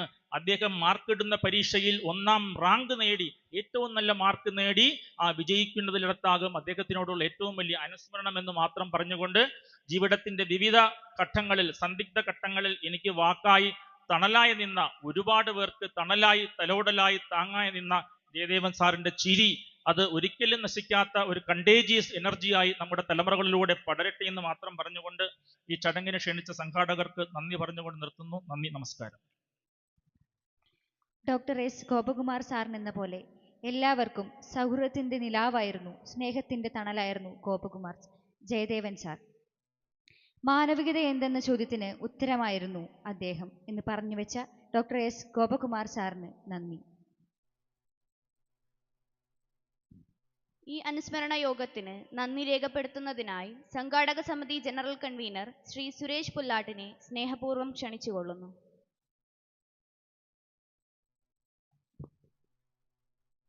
വേദിയിലും സദസ്സിലുമുള്ള വിശിഷ്ട വ്യക്തിത്വങ്ങളെ, ഈ വൈകിയ വേളയിൽ വിശദമായ ഒരു നന്ദി പ്രകാശനത്തിന് മുതിരുന്നില്ല. നമ്മുടെ ഈ അനുസ്മരണ സമ്മേളനത്തിൽ അധ്യക്ഷത വഹിച്ച Kottakkal municipality chairperson doctor K Hanisha, ഈ പരിപാടി ഉദ്ഘാടനം ചെയ്ത Arya Vaidya Sala managing trustee P Madhavankutty Varier sir, അനുസ്മരണ ഭാഷണം നടത്തിയ ആര്യവൈദ്യശാല ധർമാശുപത്രി modern medicine chief adviser doctor P Balendran sir, Kottakkal Ayurveda college principal doctor K K Bindu madam, Ayurveda Sala additional chief physician doctor K Muraleedharan sir, മുഖ്യ പ്രഭാഷണം നടത്തിയ കേരള സംഗീതനാട അക്കാദമി സെക്രട്ടറി ശ്രീ കരുവല്ലൂർ മുരളിയേട്ടൻ,